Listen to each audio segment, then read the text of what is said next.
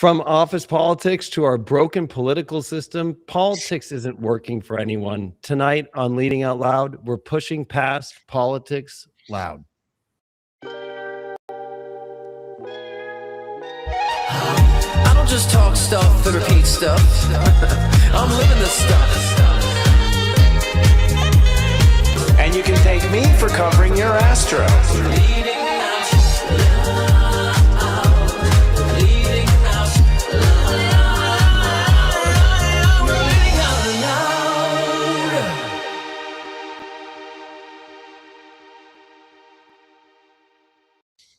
Welcome to Leading Out Loud, the spiritual shift show that's woo and wisdom.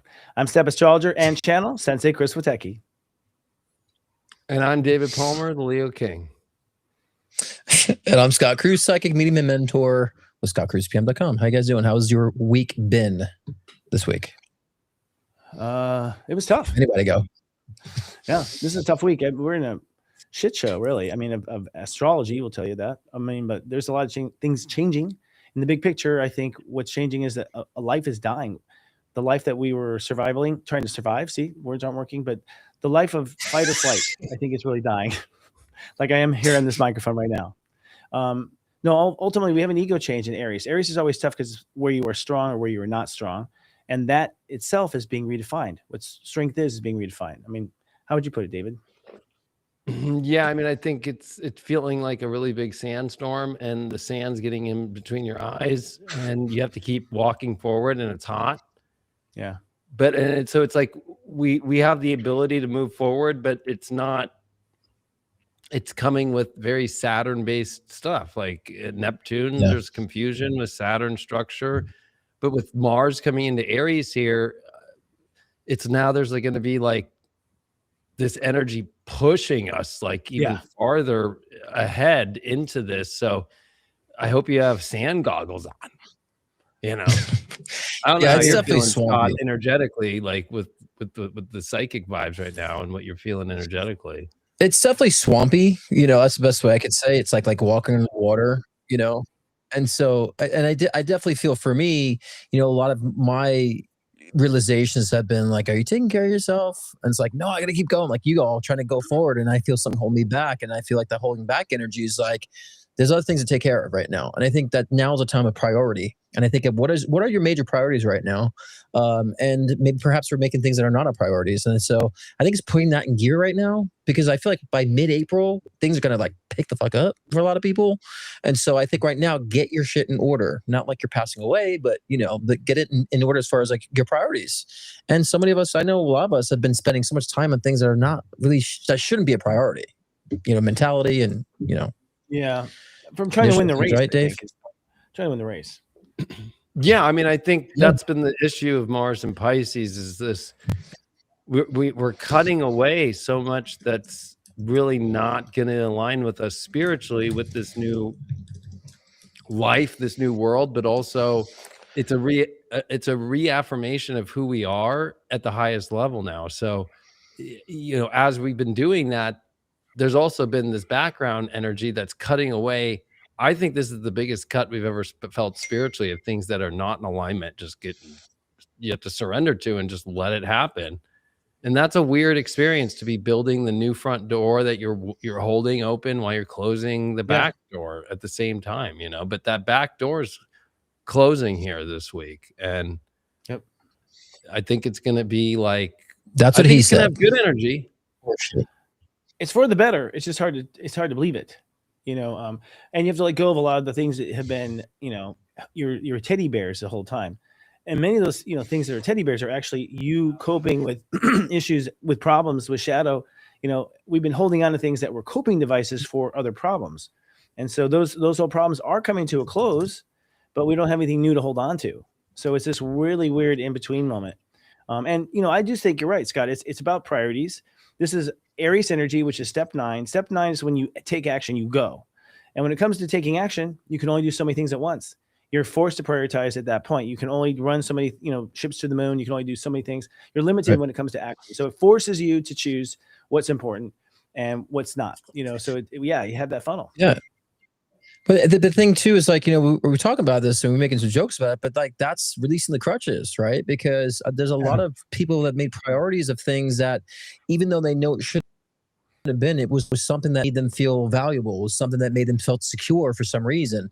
And I see a lot of people who've been giving Christopher, and they are starting to realize, I gave so much, I'm kind of left with nothing now. I've been burnt, and so I made other people a priority, and so now I just make myself a priority. And so and I was making reads for the Taurus energies, Christopher, and it's really an identity shift this year for y'all, and really come to understand what's important, and really focusing on yourself. It's huge for Taurus this year. Thanks for telling me. No, I would say it's down to nothing, but I think that's because Taurus just need to burn it down to the ground. Aries is Taurus's actual our confidence, our faith. Our faith is Aries. So we come to the planet already with faith locked in and ego. Like, this is our faith, and that's what it is. And it's like I always say, a bull in a rowboat. It's very uncomfortable to be changing a rock solid faith when you're still trying to produce and manifest. So it's quite a trick. But I think what's going to happen is Tauruses are going to pull out. I mean, we're pulling out of a lot of investments, and we've been financing a lot of things, and people underestimate what we were doing for them. But we're all kind of now having to streamline and cut off the things that didn't have a return. Yeah, and I think that's where Uranus being at the last degree of Taurus, we saw Uranus come in May 15th, 2018. Here we are in beginning April of 2026.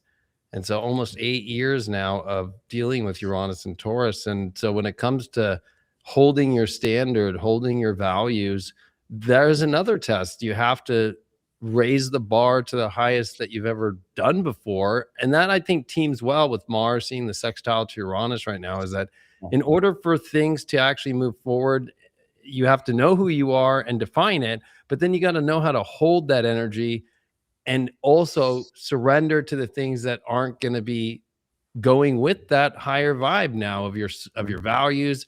And so I think this is a really important time, because there is this instability around when it comes to like holding your value, knowing that value. And also Uranus and Taurus, it makes the world, it makes the physical reality feel unstable, and you have to get used to it. You have to like realize, hey, I'm okay because I understand my values and I know how to love the things in my life that I value the most. And you can't be so afraid of it being lost. Right now, whatever's being taken out of your life is definitely a blessing. And I think, like you said, the unstable energy is actually a blessing, because it's saying nothing's permanent, right? And so that's a good thing. That means the unknown is obviously not permanent, right? And so I think a lot of people having that challenge of really understanding their true spiritual sovereignty. That's the thing for Leos, David, is the spiritual sovereignty. You guys have been really focusing on how it was like to be the humanitarian, the beginning of the age of Aquarius, and come together with community, and now you're starting to recognize, how can I now be my sovereign self without leading, without being amongst other people? So I think this is a wonderful breakthrough for Leos as well, David. So this is wonderful spiritual sovereignty for you as well. I think we're all kind of in that position right now of finding that sovereignty of the soul, and that means that sovereignty is we're pushing away all those shitty beliefs. It took me so many years to purge the Christian ideology out of my subconscious. Years of guilt and punishment. And it wasn't until like 2 years I finally nipped it all in the butt. And we all have that underlining with our previous incarnations too. And so I think we're breaking that this year. That's the innovation for 2026 that I'm so excited about. So both you guys are having that windstorm, but oh my God, you guys have so much beyond this year of a huge change for both y'all. So I'm excited for your changes. Well, Tauruses have Aquarius in the 10th house, so we will own the age of Aquarius. Well, I don't know about that. We'll build it. Aries will actually run it. It's kind of interesting to see. Virgos keep it alive within the 6 houses, and Leos marry it. So Leos now marry the royalty, the Aquariuses in the 7th house, because everyone has Aquarius somewhere. So it's interesting how each of the signs takes a role in the age of Aquarius. Yeah. Yeah, and I think that's where there's a lot of ping-ponging going, because what we've been seeing for year after year over the last 6 years is all the planets within just less than 180 degrees. That's what started in 2020 with all these big planets all just so close together. Now we're starting to see them break apart. So now it's not just like feeling like we're condensed in this one little thing.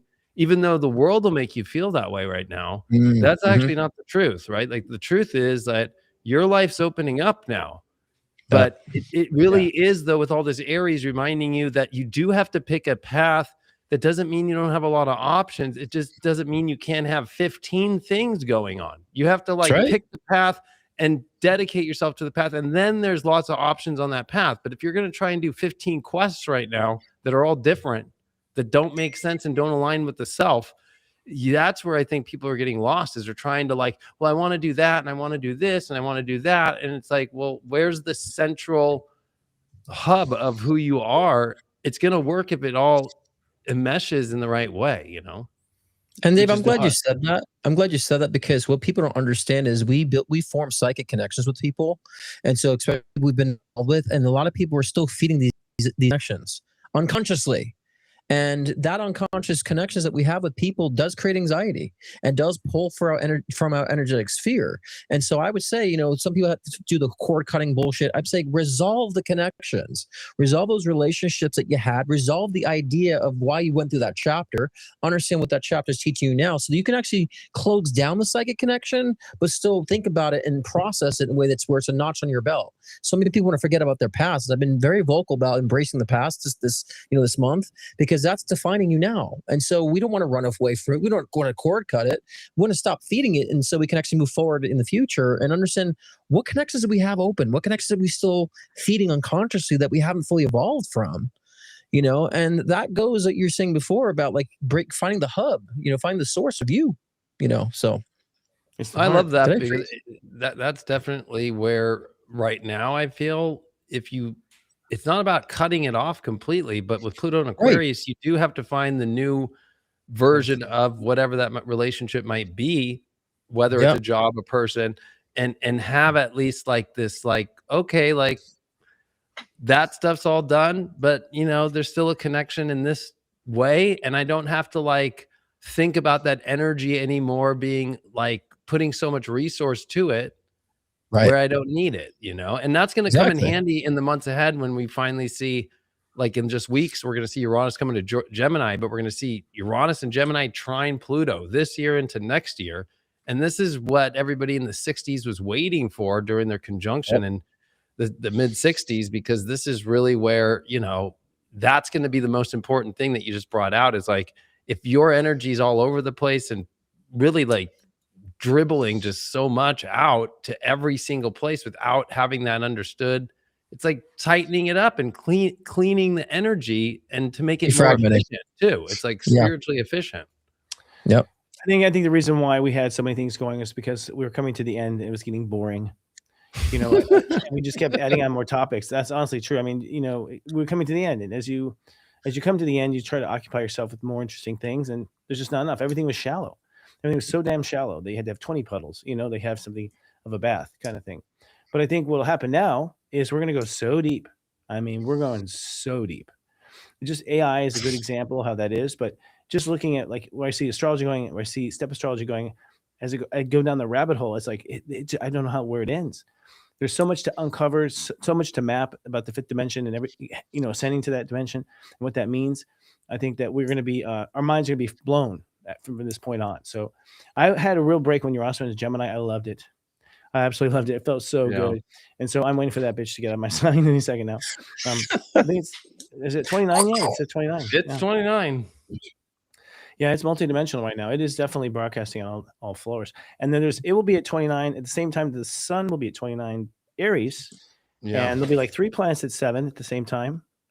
There's a magical window at step 29. Like something happens that day, something pretty profound. And like this, you know, the orbs are really fascinating. So there's like 5 planets at 7 at that same moment. So it's interesting. The moon including. So something's going on that final day. I think that day we hop ship. Maybe there's some sort of dimensional shift on that day, actually, on the 19th. So we'll have to see. We'll have to talk about it after it happens to see what we felt. Yeah, I mean, I think. I'll go on. No, I was just concurring. You feeling psychically? I've been feeling weird burps. I was feeling a date coming up, and then it turned out to be, I think, just my date. So sometimes that's the case. As a mystic, you're like, I feel something coming. It's like, it's for you. It's not for the world. But I do feel some sort of a weird giddy up. I mean, this Mars in Aries is going to speed things up. And what I have felt from the beginning about this time is that things just like a bat out of hell go flying out. And it was after this. I mean, the war started before this. So I was like, oh, I would have thought the wars would have been the bat out of hell. but I think there's energetically something that's going to speed up. I mean, do you guys pick up something like that, an event or Oh something? yeah, I mean, to me, it's really this Mars in Aries is going to get a lot of things going, but it's the Uranus Gemini in the weeks ahead on the 26th of April, and that's right after that new moon that we're going to have at the end, or it's right with the new moon that's going to be happening in Aries at the end. That's the point to where I look at Uranus and Gemini like a supercharger, like on top of a motor, because it's bringing it's force. It's like force induction air into the cylinders and just let's just force air and fuel in. And there's definitely that energy coming. And so I think right now, some people might think nothing's happening. It's going to be all happening so fast. I think definitely the war thing is not going away, but I think that there's really positive things for humanity and for us to really get out of these like kind of like where we feel like we're stuck when we're actually the most free we've ever been. And I think that's going to be the big thing to focus on. Yeah, and I think people also need to be aware that we should not be deluded by movement so much, because a lot of times we might not be physically moving, but we're moving so much in our minds, in our soul, in our spirit, and compartmentalizing things and moving things around. And there needs to be time and space for that too before we press play and things start tangibly moving. So right now I've been telling people, like we were saying before, by priority, organize things in your brain, your subconscious, and your soul, right? Because when things pick up, you want to make sure you're not going to be in a tunnel whirlwind of what the fuck, because that can be very chaotic for some. And so, yeah, we're excited times. But we're also, what I've noticed more so now is that we're all collectively going through the same stuff, different expressions, but we're all collectively getting sick. We're all collectively realizing a lot more. We're all collectively being in tune.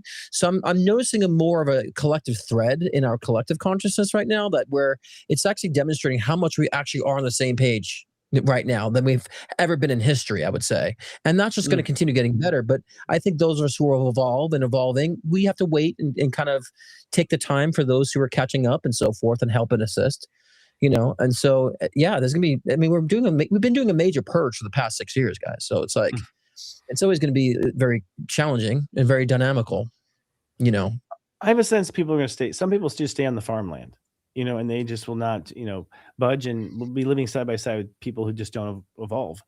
I think that's what happens. Like 1900, you said, David, that, like the jet engine, injecting fuel into the engine. I mean, like the jet was literally invented when Uranus was in Gemini. And I agree. We're going to probably have a propulsion system. I bet a new propulsion system coming out. V2 rocket. Yeah. Yeah. We'll probably have something like that coming out. And I've seen Geminis actually flipping out the last couple of weeks where they're like, I'm literally saying to me, you're blowing my mind. And I'm like, no, your mind was locked down, dude. Like you were thinking in these like loops, because Geminis kind of think, horizontally. And they're very brilliant horizontalists, but now Uranus is going, no, there's vertical too. And you can switch between horizontals, and they're like, oh my God. So they're up for a real, it's interesting to watch them, because they're all, I think Gemini is more brilliant than they've ever been, frankly. I think humans are more intelligent than they've ever been. So it's not like they're behind, but they, in all their intelligence, you're about to see them discover more than they didn't know they had. Yeah, and I think with Uranus Gemini, it's kind of interesting to bring up the Nazis, because their technology was far superior than anybody in the world. They actually created the first supercomputer as well during Uranus and Gemini. Most people don't know. You can look it up. But they had a computer. There's also evidence that they created what we know as the flying saucer today, right? Like the Nazis, right? But it's kind of weird that it's a time to where even if you have the best technology and you're using it, you fail. And I think that's what's kind of the weird part about it, is you don't need to be so afraid, because, it's like none of that was successful for Germany. And that's why America created Operation Paperclip and stole, and same thing with the USSR, all their scientists to bring them to their countries. And now they play out in those two countries. I mean, if you think about Russia and the United States today, the two superpowers dealing with nuclear bombs and dealing with technology for military, it's all because of the Nazi people that were taken during the Uranus Gemini moments of their technology. And Eisenhower was smart, man. He went, he erased the troops in for, they're all racing from Moscow, because they were all racing for the last resources they could steal. And pretty much Russia and the United States split up the scientists, and that was it. It literally split up Berlin, in two pieces too. It's really interesting to think about that. But here we are, And that could happen with what we're seeing with Iran, or even with Ukraine, because Ukraine is something that still hasn't been figured out. And that looks like like separating, almost like how Berlin was the East and the West.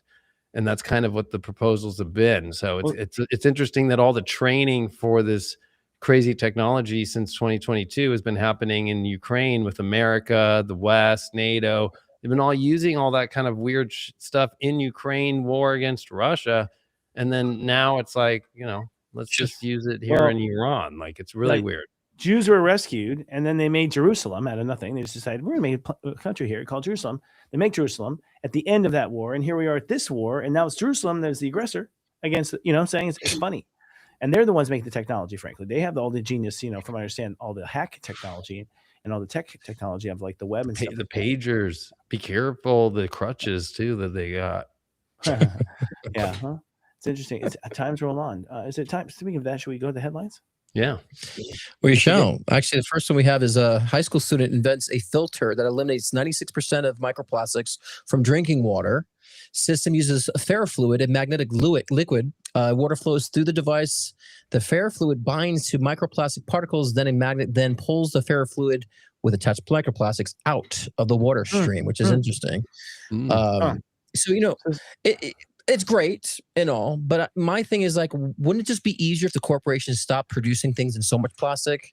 It's always us to try to figure out how to do the recycling thing. And I remember in the grocery stores, paper, plastic. It's like, I'll take paper, but all your groceries are bagged in plastic shit. So, I really think we should start enforcing corporations to put things in paper and back into glass, and it'd be a lot easier. Otherwise, we wouldn't have to be doing all these discoveries, so it's great, but I think that corporations are the ones responsible. I agree. I think it's Rockefeller. Goddamn Rockefeller again. Goddamn Rockefeller. It was Rockefeller. It was. He's the one that pushed all oil and all this stuff. He pushed oil into medicine. He pushed oil into all this stuff. It was him, the Rockefeller. But and as a result, now we're going crazy with it. I take out the garbage now. I can't fit my garbage in my garbage because I have so much plastic. There's like containers that I can't really squish because they pop back up, and everything you buy in the store is in plastic. I mean, we're eating plastic all the time, so it's a problem. It's a real problem. It is a problem. Yeah. I was going to say that, like, one of the biggest issues with microplastic is in reproductive for male and female. Right. Mm-hmm. Exactly. And so we're seeing the biggest decline right now in the Western countries about birth rates, and we're the ones using all the plastic. So I think this is the right step to start. And at least, you know what? You got to give credit to these younger kids coming up with this kind of stuff. But I think you're right. Like, it can't just be this, right? That's not going to do enough. It's everywhere. And I think that's going to be where we have to really start thinking, like, it also for men, especially men who are on a lot of microplastics, it takes their testosterone to the lowest way level. low. Is that the problem? Yeah. And for females, it messes with their estrogen, and it messes at the same time, like bringing them to not want to really step into their feminine energy. So I think it's really probably one of the more important things happening, because I know we like to look at what's the problem, like kind of out there that's like being told to us, but the real issues are the ones that are happening in front of us. Yeah, all the time. It's globalism. It's globalism. It's the fact that they want to have globalism. They want to have planets. Planets over here. Plants over here in like low cost countries. They want to fly it out on gas and fuel and put it over here. They have to put it in plastic so it stays safe. Because there's men who want to run the whole world instead of just letting it happen locally. That's the real issue. It's globalism. But we're gonna we're gonna a cocktail of shit. So the plastic, the petroleum, the metals that are coming from the chemtrails. I mean, it's everywhere. We're in a cocktail of shit. And so, I mean, I'm glad people are being focused more on these things too. But we have to find ways to combat that. I always say, it's really good right now, especially with this horrible air quality we've all been having. Just take quercetin every week, with vitamin D and zinc. Like, take that to combat the metals to build up your immune system. And we're also being tackled by the gut too. Our gut is a core of our health. People think it's your immune system, like the gut. And so we're getting tackled with stripping nutrients from our gut. Right. And so we're being like filled with this cocktail of crap that we need to be very aware of with our health. And that also affects our cognitive functions too. Depression. Right. Yeah. And so we have to be aware of all these different avenues that we're getting infiltrated by these toxins and how to really purge and combat that. Yeah. And I think it's hard. It's hard because all these people that make plastics everywhere, but it's like these old people from back in the day love their silly putty and their Play-Doh so much because it's so easy to make plastic and just instead of actually real things. Like, And that's what's difficult is if you think everything, whether it's a speaker, I mean, I'm just like looking around, it's like everything's plastic, right? You can look around wherever you're at right now, you have plastic somewhere right next to you. Everywhere. And that's the problem, is that every factory is retrofitted for plastics. And then it's so funny that when they make all this crude oil and then they actually turn it into, whether it's fuel or they turn it into diesel, a lot of it is turned into the plastics, right? Most and of it. so like it's like 30% of what they do when those rods, when they're, so it's like we've built the whole entire thing around oil, not just for our cars, not just for diesel, not for, it's literally to make everything. And I swear it's like we live in a weird pedo PDF world, and they love silly putty, and they made that into plastic, and they can't get over it. It's like, and they like shiny. That's what's sad, especially having kids. Like, you have to think about that stuff. So with my little ones, it's like, you know, we do the best that we can, you know. Even rubber toys aren't rubber anymore. You know what I'm saying? Right. So it's like a polyurethane, which people are wearing as clothes, which is just as bad too. Gets a microplastic as well. Yeah. Thanks, Lego. Sheen. Next headline, I think we're Oh yeah, and so U.S. and Israel declare a 2-week ceasefire in Iran. Well, U.S. I think did. Key condition: Iran must immediately and safely reopen the Strait of Hormuz, critical for global oil shipments, and stop attacks on the U.S., Israel, and regional countries. I don't know. The whole 2 weeks thing is more of, I think, Trump kind of taking a step back. Anytime Trump says 2 weeks, we're going to forget about it. So that 2-week kind of demand seems a little rare, but. I don't sense this is going to be resolved in 2 weeks. Iran has been pushing back, obviously, and kind of mocking our administration. So I don't think it's going to be over in 2 weeks. I think they're not going to relent on this as far as the opening of Strait of Hormuz. I think this is going to go on way beyond the 2 week time frame. So, you know, and you should not trust the 2 weeks, because this is war. We never tell the truth. I mean, look at any war and study the history. They were never putting out the truth. There was always a smoke screen to trick him to this and trick him to that. In fact, trickery is like one of the biggest things they did in World War II, was trying to trick Hitler and where troops were and they weren't. So I wouldn't trust any headline or any timeline personally. But I also think you're right. I think you think this is gonna be over. This is a Vietnam, and this is not. These people will not stop fighting. All their culture is based on it is staying alive and surviving. You know, so if you look at their step numbers and stuff too, it's all based on survival. So you're not going to squash a country that's based on survival. They're just and we pissed off. We pissed off so many other countries, so it's not just going to be like, okay, because so many other countries we pissed off. Like, we pissed off NATO. Like, there's so many things that we've disrupted that there's going to be a lot that we're going to have to do to rebuild these relationships. You know, moving forward. So. You know, and I honestly feel, I've said this before, in 2024, I don't feel like this administration will fill its full term.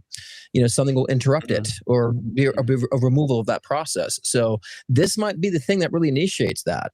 You know, but again, we're still not talking about the Epstein files. We're still not diving deep into the Epstein files, even still. You know, so even though it's ironic that Iran is right, they actually put that out even in the statement yesterday. And the 10-point plan that Iran put out is all stuff we would never agree to. So to me, I think this was part of the setup to make American people like get on board with the war more, because if you think about it, it's like the ceasefire was declared, but then Israel said they were on board and there were still missiles going off, but then Israel really just attacked Lebanon all day. And they're not right. And so what's happened now? And now it's like nothing's really going. And then Iran stopped the Strait of Hormuz today. Right. So the markets rallied again. It's like this. And so Trump does this every time now. It's like very predictable. It was like very predictable to be like, he's not going to blow them up. He's going to just say, no, another 2 weeks, another something. Then the markets all rally, but then they all get fooled because everything's closed off. Iran is in control of it now, which never happened before. And now you have Israel not following it. And I feel like that's almost part of the plan, to just be like, oh, well, look at Iran. They said that they were doing the right thing, but really they're not. And then now we go in, you know, it's like, so to me, with Mars coming into Aries and all this Aries, there is no way that there is any diplomacy, because it's all opposite of Libra. It is the opposite. It is war. And we just have to call it spade, just like it for real. And even just the fact that Mercury was squaring Trump's eclipse, sun and moon, right? Like right now. Or yesterday, I follow Cards of Destiny was an Ace of Spades day, which is secrets and so forth. It's like, this is definitely a moment for us to go, don't buy any of that. The false flag already is happening that there's a ceasefire, you know? Yep, I agree. It's really, was there ever diplomacy? I think it's been a game from the beginning. We've never, this has all been an act on TV. illusion. It's never been real. Even the Nuremberg trials were really for TV. You know, I think at the end of the day, we've been faking it the whole time. Maybe what'll be refreshing is that we have the truth out there, that we'll actually look at what's happening, because we don't really know. And I still say that most of this is, you know, orchestrated by economics, the World Bank setting, you know, I think there's a lot of things that go on behind the scenes, just like, you know, Henry Ford was a big contributor to Hitler, right? And so was a lot of technology. IBM contributed to Hitler. They made adding machines for Hitler. It's not as cut and dry as we want to think. Sure. Well, you know, but everybody's eyes are glued though now. And I think that's the most important thing, that people are starting to see and put the pieces together.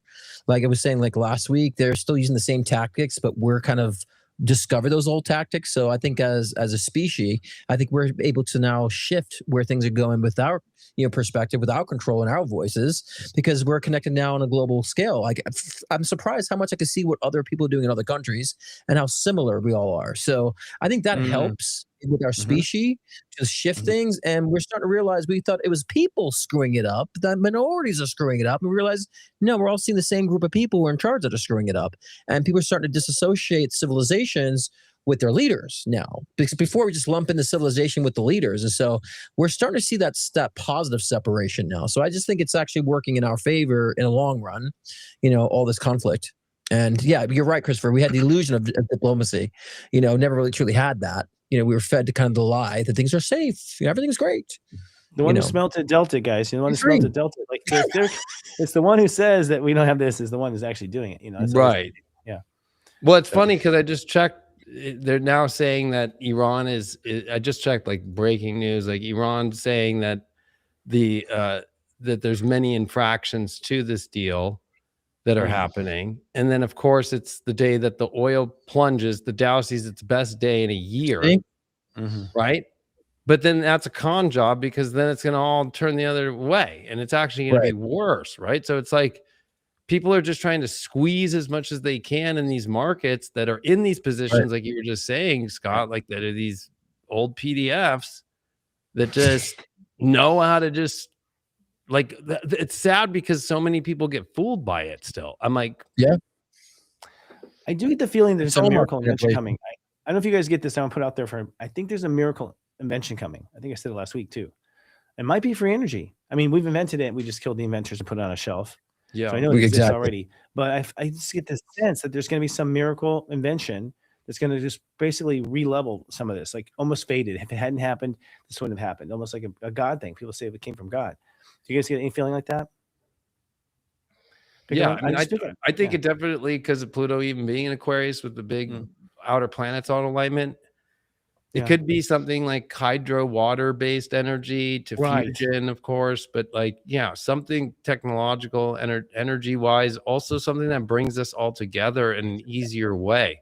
The universe is really putting everything in, it's put its bet and all of its chips on us as humanity coming together, believe it or not.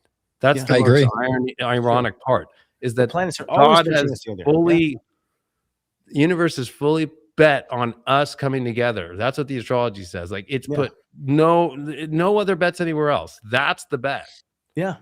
Time and again. I've never had the planets in my lifetime destroy us. It's always been bring us together. It has, those aspects do exist. They haven't been doing it. It's all been come together.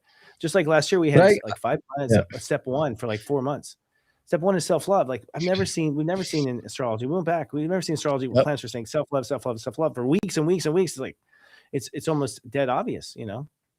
It's but I agree. I agree too with David, that there definitely is something hydro, you know, using water. As of course Tesla, you know, back in the day knew how to, you know, fuel cars off water, basically, you know, and I think that's coming. I think that we're noticing the greed with resource too. And why is it always kind of the Republicans always obsessed with the oil? You know, that's the money making thing, and the market manipulation with the Republicans is the oil. So, but I think people are starting to speculate what's with this oil greed, and I think people are going to want to demand other resources to be used, which I think will save the future in that sense as well. You know, so why does Pepsi own all the water rights? What's that? Why does Pepsi own all the water rights in the world? You know, like that's odd. I mean, Pepsi owns a lot of the water rights. It's really funny. So they're up on the new energy and already. Well, there was actually an article this week about how water bottles are going to go up in price. And Lord. people are starting to hoard, ironically. So you're getting the same 2020 kind of. It's really interesting to see. Preppers. People preppers. But you know what? This kid that just invented this thing, this kid in this filter, like boom, we're having machines in our house. That's what going to be. We're just pump dirty water in and it's come out clean. Something. I know. I don't want microplastics in my sperm. Like fuck that. Yeah. Like that's what she said. Right on, bro. Right. Next headline. Although that could be like. I don't know. They've never been able to really think of birth control for men. Just might be microplastics, right? Microplastics. Like, it's like, hey. Well, because honestly, if you get it snipped down there, it's like prostate cancer is like almost a yes. Really? Yeah, dude. I didn't know that. That's crazy. Wow. Yeah. Where's it? And the birth control, cutting it off and then just having it just all stay in there forever is gonna. Wow. That's interesting. That's true, right? Yeah. So like a lot of the data over the last 25, 30 years of it. Yeah. It's like if you hear someone with prostate cancer, it's like you snipped. Interesting. Oh usually most of the time people will be like, yeah, I am. Like, prostate is like, I don't want to live anymore. You can put it back. I don't want to live anymore. You just black. That was a good done. But I was going to say that it's like, if you think about it, they try to say, oh, the sperm just dies in there. It's like, no, I think I'm a human design guy, right? So it's like you think of the sacral energy, right? Feminine or masculine. It's meant to regenerate. It's meant to get out. It's not supposed to die there. It's supposed to come out. It's not supposed to just stay in there forever. Yeah. Well, it's also that's a disruption to natural order too, which of course that creates a lot of resistance energetically, and that's going to just sit right there, right? And so, I agree. And we have a time frame. I said, what's so bad about letting come again? If you don't do anything with it, then it's just going to come out in a wet dream somehow. So it finds its way to purge it out. And so, I mean, there's other ways to be making sure you're not reproducing than just snipping it. I wouldn't choose that as an option. Like when you snip a male dog, it becomes a little beta dog. It doesn't, it doesn't start lifting its leg and peeing. Like, it really just becomes like a little beta dog. This is all, I'm serious. So you think with humans, it's going to change? Like, it's not going to, it's going to be the same thing. It's the Roman Catholic Church, actually. That's why we're getting vasectomies, because we felt it's sin to have sex without procreating, and so basically you want to be able to not procreate, and you want to be free of it, and you're afraid of having more kids, and that's what it comes down to. Where this fear of having more kids or whatever. Some families had huge kids, lots of kids, and some families didn't. Like it just kind of came down to, I think, the spiritual plan.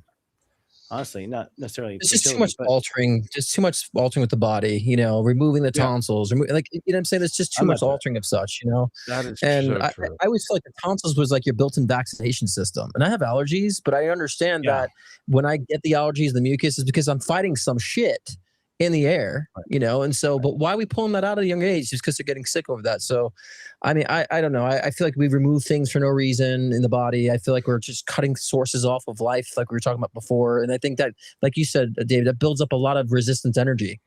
And that can manifest in so many different other physical complications, and so. Well, and especially I think, men's health is going to be the big thing about Aries, right? We're switching into such an interesting time where we've been in all this earth and water, which is feminine. And it's been great for the divine feminine to get its place over the last 20 years. Yeah. But now it's going to the masculine. So it's interesting, men's health, like paying attention to these things. Like a lot of men are not really being men anymore. Like they're forgetting about it. And then I think we're losing, I think the core of a man is honor. I think that's where we're losing honor. Men are just kind of out. Like, it's kind of sad when I go on Instagram now. All I see is just like these men. I don't even want to call them men, but they're fellow men, so I'll call them men. But they're just chasing whatever somebody else is doing. They're doing things without honor. They're looking for the quick, fast hit of something. And it's like, I won't be surprised if there's some Instagrammer that'll say, cut your nose hair all off, right? Like, you need to do that next, and that'll be the cool new thing, and then get rid of that. It's like, what? That's a filtration system itself. It's not honor, it's erections. We've lost erections. That's the problem. And for some, why have we, by the way? I mean, why have we lost erections? I mean, the erection pills everywhere, erection ads everywhere. That was not normal. What's that? That was not normal. There was 80-year-olds making babies all the time in the old days. I know, that's what I'm saying. Why can men not, keep it up, and why are women not being able to carry children at birth? It's something new. That's something that needs to look at. Again, it's to me, that's the whole psyop of here. We're supposed to be confused and not know where we're truly at. Let's look at even the rise of feminism, right? These tough and strong women. It's all out of balance with the divine feminine, divine masculine. I feel like our species trying to evolve and to understand that we both have the balance of divine feminine and divine masculine within us and how we fit in with that. So there's been a huge disruption, I would say, with I feel like there's been a huge narrative in psyops to make us all confused about who we are, what we are, and focusing on things that are not so important about who we are versus understanding, like embracing what we are and how to really evolve with that. So I just see that with this confusion with gender and all this stuff, and now gay people and trans people are the reasons. But it's just, we've all been imbalanced with all these infiltrated ideas that I think throw us in confusion. I agree. Right? Because first, a man's going to be a certain way, a female's going to be a certain way, then people resist that, then they go the other direction. So it's all these extremes that I feel like we've been placed upon our conscious in culture, which I feel is controlled and planned. And so the more they keep us confused of who we are, the more they succeed in being in control, right? And controlling our mind. Yeah. It's human traits that we all have, and some categorized more into a feminine or more into a masculine, but we're all human, and they're all human traits, and some of us have more that would maybe go towards they're all just human traits. We're all humans. So it's like the idea that this is the only traits that you're allowed to have, and these are the only traits you're allowed to have, is really that creates extremes. It creates extremes, because then people are going to resist and want to go the other end of the spectrum, right? And be, if they're gay, well, I have to be feminine now in order to be defined as something, instead of just being a gay guy who's masculine. Right? The feminist movement, old movement in the 70s to get girls to women to be able to work, go in the workplace, happened right when the gold standard was taken away. So the gold standard is taken away. Suddenly now you don't have a stable coin, right? And because you have a stable coin, now you're shrinking the economy. It takes 2 salaries to run the household. To some degree, it's suspicious that there's a big push for women to get in the workplace right when men are losing their salary. Is that a coincidence? That's it was for taxes too, right? To get marriage is by the state, right? By their government. It's not by religion. Right. It's true. It's for taxes, and they made it to where it was like, oh, this is great. But I was going to say that when it came to this identity issue, like if you go to old tribes, like one of my favorite astrologers, he's an African shaman from South Africa, white guy, who went and trained, and he's amazing. Rod Suskin is his name. I've interviewed him. He's on my channel, but he has his own channel. He's great. But he says it best, like, in these African tribes, the ones that don't talk to outside world, don't have a TV that he's lived in, like if you are somebody, like, it doesn't matter if you're a man or woman. It's just like, okay, the person who we would think is maybe got some sort of physical ailment, like, they're, I don't know what, I'm not going to say the R word right now, but that we think they're that. Well, they put a broom in them, and then they have them broom the dirt around. Like the way that the African, natural humans work is, okay, if the woman is really good at hunting, then she hunts. Yeah, they don't care. Yeah, it doesn't matter. Whoever's best for the doesn't matter. Okay, that dude can climb trees and get all the fruits. Okay, great, go for it.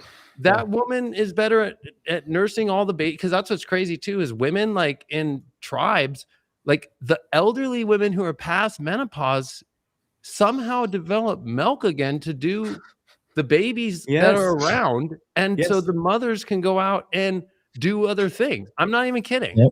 No, it's true. Yeah, I believe that. So the way we live in this kind of bubbleless, like you have to be this way, is so actually the opposite of what we really are.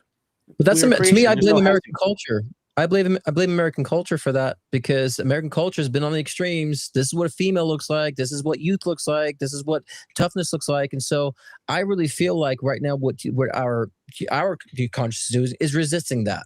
And it's gone to the other extreme. And I feel like we're going to find the balance of that, because we're like the only culture, really, the American culture has infiltrated this kind of extremes when it comes to, I don't know. You have to wear, women can't identity. even, but in the Arab countries, women can't even wear, be seen their face. I mean, I think every in those countries, right, gone a little bizarre with every culture has gone bizarre somehow, or binding their feet in China. Like, come on, you made your feet be but religion. Yeah, But that's religion Americans are created that religious shit. So too. religion created that stuff in those Middle Eastern countries, just like there's Christianity and Catholicism. Christianism created the whole, imbalance with male-female relationships. Religion created that disease. That's not natural to us. They say in Atlantis it was women that looked down at men, and that women ran the whole damn thing, and that they thought men were just good for sex and moving big objects. Which I'm like, let's go back there. Let's go back there. I'd love it. I'll take it. But apparently women were arrogant. So the irony is if that's true, if we find out that in fact this is full circle, that women were arrogant and then men became arrogant, and then whatever, maybe now both will not. Swing the but women pendulum. frankly have a power that men don't have. Women can create. I mean, they are biologically better. They can procreate. They don't need us technically to go on, especially with modern technology and freezers.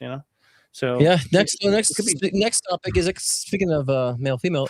Exiled crown prince calls for Iran's armed forces to overthrow the Iranian regime. Reza Pahlavi, the exiled son of Iran's last Shah and a prominent opposition figure, issued a direct appeal to Iran's armed forces, military commanders, and police, urging them to defect and abandon the Islamic Republic. What do you guys think about that? It's hard to get rid of martyrdom because you have to remember, especially in that version of, it's not Arabs, they're Persians, and they are Shia, right? And they are much more about the connection to the bloodline of Muhammad, whereas Shiite is much more like, no, we don't need to have anybody that's like kind of like a pope, right? So you have to look at Iran as like the Catholic Church, right? It's like the people there look at whoever's the Ayatollah as the supreme leader of deep connections with blood to Muhammad. And then the martyrdom, like, I will die for Allah, right? Like, so that's the problem, is that it always comes back to the religion. That's right. Yeah. I mean, in America, I want to laugh because, you think of the American, like, pro-America person, and they're so against all these things. But if you look at the founding fathers, they wore wigs and tight pants. That's true. Thank you. Yeah, and blush. Which I just find it hilarious because it's like, they praise that, but then it's kind of like, have they ever asked that deeper question? Like, they were all Masons, right? Not all of them, but like the ones that matter. Predominantly. Yeah, the ones that actually matter. The ones that we hear the names of were Masons. All the other names on the Declaration of Independence, you don't know who they are. Right, exactly. Those are the secret schools. So I mean, then the Masons were not what they are today, or allegedly are today. I feel like they were the secret sciences that go back to Atlantis, that lived in the veins of the Masons, the stonecutters through Egypt. These had all the secrets to metaphysics. Really, they held the secrets of metaphysics for a long time. And then I think that I don't know when it happened, but it seems like somewhere between Lincoln and FDR, somewhere between Lincoln and FDR, things got shifty, man, and we started losing control of those things. It was actually Rockefeller, I think, it came out. So once Rockefeller was on the scene, things started to get corrupted. These societies, and then we started looking at these societies at the bad part, but they weren't in the beginning. They were the ones holding the truth. I think that comes with evolution, though, like in technology and stuff. It just society shifts when we shift dramatically into the future more, and then we all have to kind of like we go too far, and then we kind of assess and come back. Yeah, Democrats are slave owners. Oh yeah, Southern Democrats, and they actually did it for Christ. It was all Christ based. So most people forget about that, but like General E. Lee in his diaries was like, "Hey, I'm doing this, and I'm going to join the South because the slaves are better off as slaves, and because we give them a better life as good Christian men." Like, no, some of you. Well, it's like a lot of those, even the Muslims will like suicide bomb in the name of Allah. I mean, they're always using some sort of religious excuse to perpetuate these things. And I think that this is something I think we're collectively starting to recognize and break out of. But the next we have Congressman Tim Burchett makes bold claims about extraterrestrial life. Yes, says a high-ranking official of the U.S. government told him extraterrestrial beings have visited Earth, traveling in otherworldly craft, and these beings have made direct contact with humans. I mean, duh.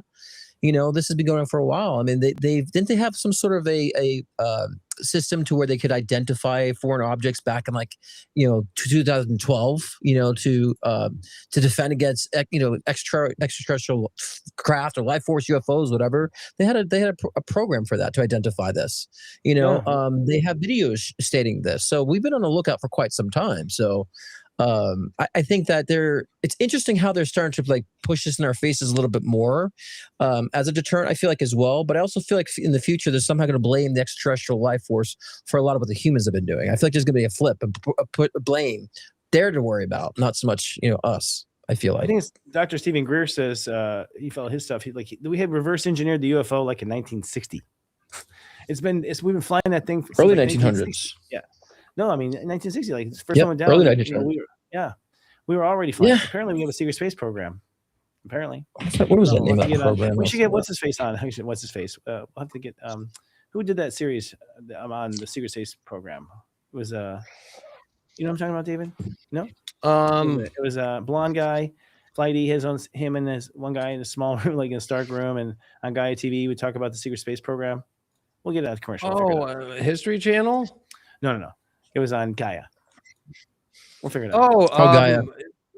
Yeah, I'm best friends with Jimmy Church, who's taken over now, but it was how did I forget his name? I'm forgetting names too lately. Mercury Pisces. By the way, the program I was talking about was the Advanced Aerospace Threat Identification Program, where they were actually able to, being aware of these UFOs coming to our space. So they had a program back in 2017. They were chasing this and measuring this. So, and again, we were all tinfoil hats wearing conspiracy theorists talking about it. When the aliens come, they're going to say one thing: "We've been working with your government forever." David Wilcox, yes. David Wilcox. Someone put it in the chat. David Wilcox, thank you. There's your free plug, David. There it is. Yeah. I mean, yeah. All right. Well, I think we're going to take a break. We'll be right back after this, folks. Scott Cruz is popularly known for his life-changing one-on-one readings to also guide in your soul ascension journey. With life readings, get insight into your relationships, career, health, trauma healings, past life regressions, and more. Want to connect with a loved one who's transitioned? Scott's mediumship session can be the gateway to you and your loved ones in spirit, bridging the gap between the physical and the spiritual realm. If you want to enhance your own psychic ability, Scott's Intuition Builder session can help expand your psychic and mediumship abilities. So sign on to scottcruzpm.com to book your own personal session today.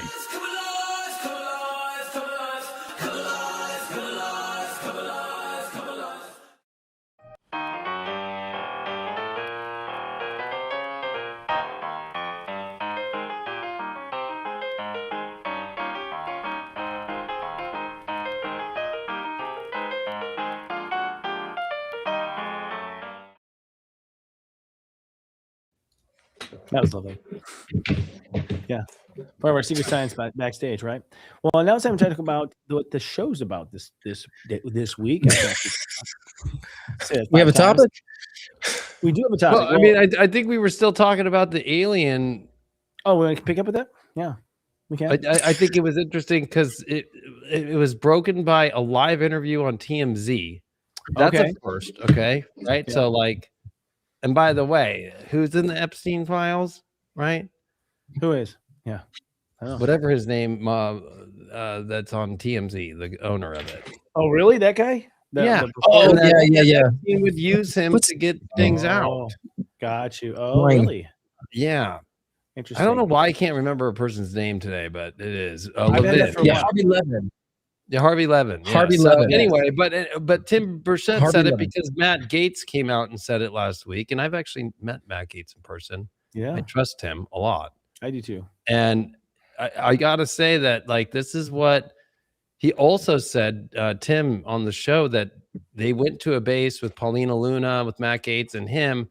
They weren't allowed to go see things, and then Matt called Trump and got the right things, and then they went in and they saw things. Wow. Then there was a private congressional hearing where one of these alien style entities came and talked with people in Congress. So it's getting so close to that. Then if you think about the war stuff, the meteors, the weird technology stuff, the orbs that are showing up everywhere right now, this thing is about pop. Whether it's Project Bluebeam or not, that's going to be, I think, where we have to discern. Is this trying to? I feel like we're going to know because it's going to try and serve some agenda for religions, see it, and everybody's going to claim that no, that's Muhammad, no, that's Jesus, no, that's Mm. the Elohim, right? And Yeah. that's where everybody's getting all giddy in the religious communities about it. Right. Well, I think too. I mean, this is the reason why I think they're releasing a lot of this stuff is because we're actually close to contact. That's what I believe. Yeah. So they have to prepare us somehow, because I do believe probably within, might be before 2030 there'll be some direct contact and communication with extraterrestrials, and so they're gonna have to somehow prepare for us, because then we're gonna say, why didn't you tell us about it? And we'll blame our government. So I think that's what it's evidence of for me, is that direct contact is right around the corner. Actually, I think the big secret is hybridization. We've been hybriding. We've been making humans. The reason why we can do clones of Hillary Clinton is because the alien technology allowed us to do it. They were the ones that had messed with the DNA the whole time. So I think what we're going to find out is that a lot of people walking among us right now are actually hybrids. And that's why they're so weird. There's a lot of weird people out there, and I was like, that must be a hybrid. Well, I mean, it's true. Uranus at 29 Taurus hits the 7 sisters into 0 Gemini. That's what they said. And so that's if you've read any of the Palladian channelings, or like Bringers of the Dawn, which is probably the Bible of Palladian channelings, it's all about our DNA and the activation of our DNA. Yes. And if you really think about it, like the spiritual version, not the crazy chop shop version that they're playing with of doing hybrid stuff in the physical form, is activating our 12-strand DNA to reawaken to who we actually are as the species of like true light beings that we are. And I think that that's where they're manipulating and trying to cut off us from the Great Awakening, that and the activation of our DNA, right? Like they're messing with the DNA and are hybriding in order to stop ascension, right? Stop the populace from actually waking up. And this is what the Palladians warned about. And she wrote that book and channeled that thing at the end of the 80s into the beginning of the 90s. And she's been dead on. And she was actually, she's an astrologer. That's why I've been obsessed about Bashar. I was like, okay, so Bashar, okay, so this is a gray alien from the future that is you. This is where we ended up. And now you're back on our planet stealing our DNA because you can't reproduce anymore. Like, what the fuck? You know what I mean? Like, there's something weird about that, you know? And if we did, they succeeded, apparently. I mean, if that's the case, Bashar is there's a gray alien in the future that lost the ability to procreate, then it happened, David. We actually cut off the ability to create. We cut off those chromosomes. It happened. Well, and maybe he's a hybrid with like a frog. You know, like, and I think that's Alex Jones. Alex Jones is the one who broke it a decade ago, right? About the alien human hybrids, right? That was actually the beginning of the programs, which that's the whole idea of Jurassic Park, right? Like using the frog DNA to kind of cross that barrier with the mosquito DNA. And I think that's where they've tinkered around with some, I think that's the kind of like stuff Tim says would keep you up for you wouldn't sleep if you knew what was really going on with the alien stuff. Yeah. I think it's more of just like this horrible chop shop of just weird situations going on, and that they're playing and they're trying to understand things, and there's maybe ancient things that was left here. And I think that the aliens that are the good aliens, the high dimensional beings, they'll contact you directly. Yeah, you don't need to go to the government, put it on a website to be like, oh, okay, here's the aliens. No, they will. And I've come to realization too, when people think they've seen ghosts, I've actually come to terms there's interdimensional beings that do spy on our species too. Oh yeah. It's not a ghost, not a demon, it's actually an interdimensional being that's spying and learning. And I think there's also, we're teaching a lot of extraterrestrials too. I always believe that every experience we've had in previous incarnations, all that data is stored in our DNA, and that we could evoke a lot of those past experiences or past talents from our past incarnations and breathe it into the present. And I think that fascinates a lot of those extraterrestrials, the human species. And so some want that, some want to learn from it, some want to help it. So yeah, there are different variables of those extraterrestrial connections.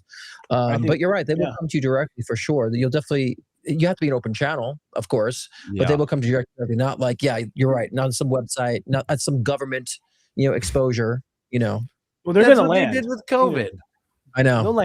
They'll land. I feel they're going to land. Like they'll be like, we'll have that in this lifetime. Yeah, it's not going to go. And actually, I think the planets astrology. I think astrology is what shapes crutches, like out of the bay doors, just like seriously coming to get you, human. We're coming to get you. Came here from my AA bed. There'll be one. Golly, there'll be that moment for every American. I was traveling through the multiverse, and I just, I needed one of those AA beds right now. I was drunk, saucering. That's high tech. That's high tech. Well, but the other part that he brings up a lot, Tim, is about that there's so many underwater, right? Like Oh, and underground. these ships doing over 200 miles an hour underwater, right? And they're huge. And there's no technology. It's none of our governments, right? So that to me, if you just look at the bottom of the Mariana Trench, the newest pictures, Yeah. I'm like, that looks alien, right? Like everything underneath there looks alien.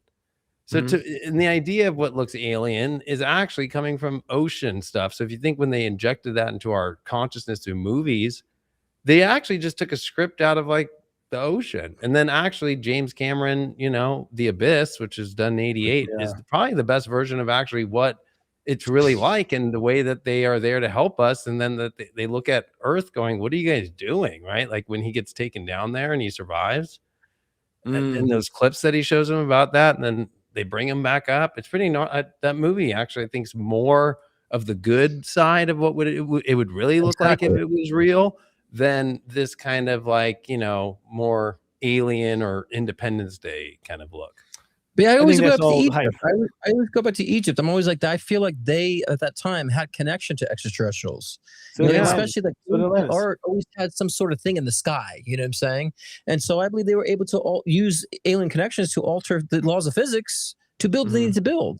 And to astral project and all that great stuff. So I think we need to look at we do have friends and we do have enemies too when it comes to extraterrestrials. And I think some of our governmental politicians are working with the enemies. That want to harvest, energy harvest, as we see a lot. Kennedy, who channels the Pleiadians, she says that the Pleiadians say that most of the bad ones are either trapped under our Earth underground because they couldn't get off the planet on the Great Flood, or they're not around right now. Like the good guys, apparently the good guys are kind of got Earth settled. And the tension is that the ones that are underground want to go home and we won't let them. We've got them trapped there. That's what I understand to be the tension right now. So that could be the door is probably in Alaska. I mean, or the South Pole. The South Pole is the door to it. Yeah. So that could be maybe what the whole analogy about demons in hell could like really be stemming from. Actually, is those beings trapped. That's a very good point. That's a very good point. Actually, the idea of hell might just be dealing with them down underground. There's definitely huge underground stuff going on, and our government has tons of tunnels and stuff underground. I mean, that's one thing. The underworld.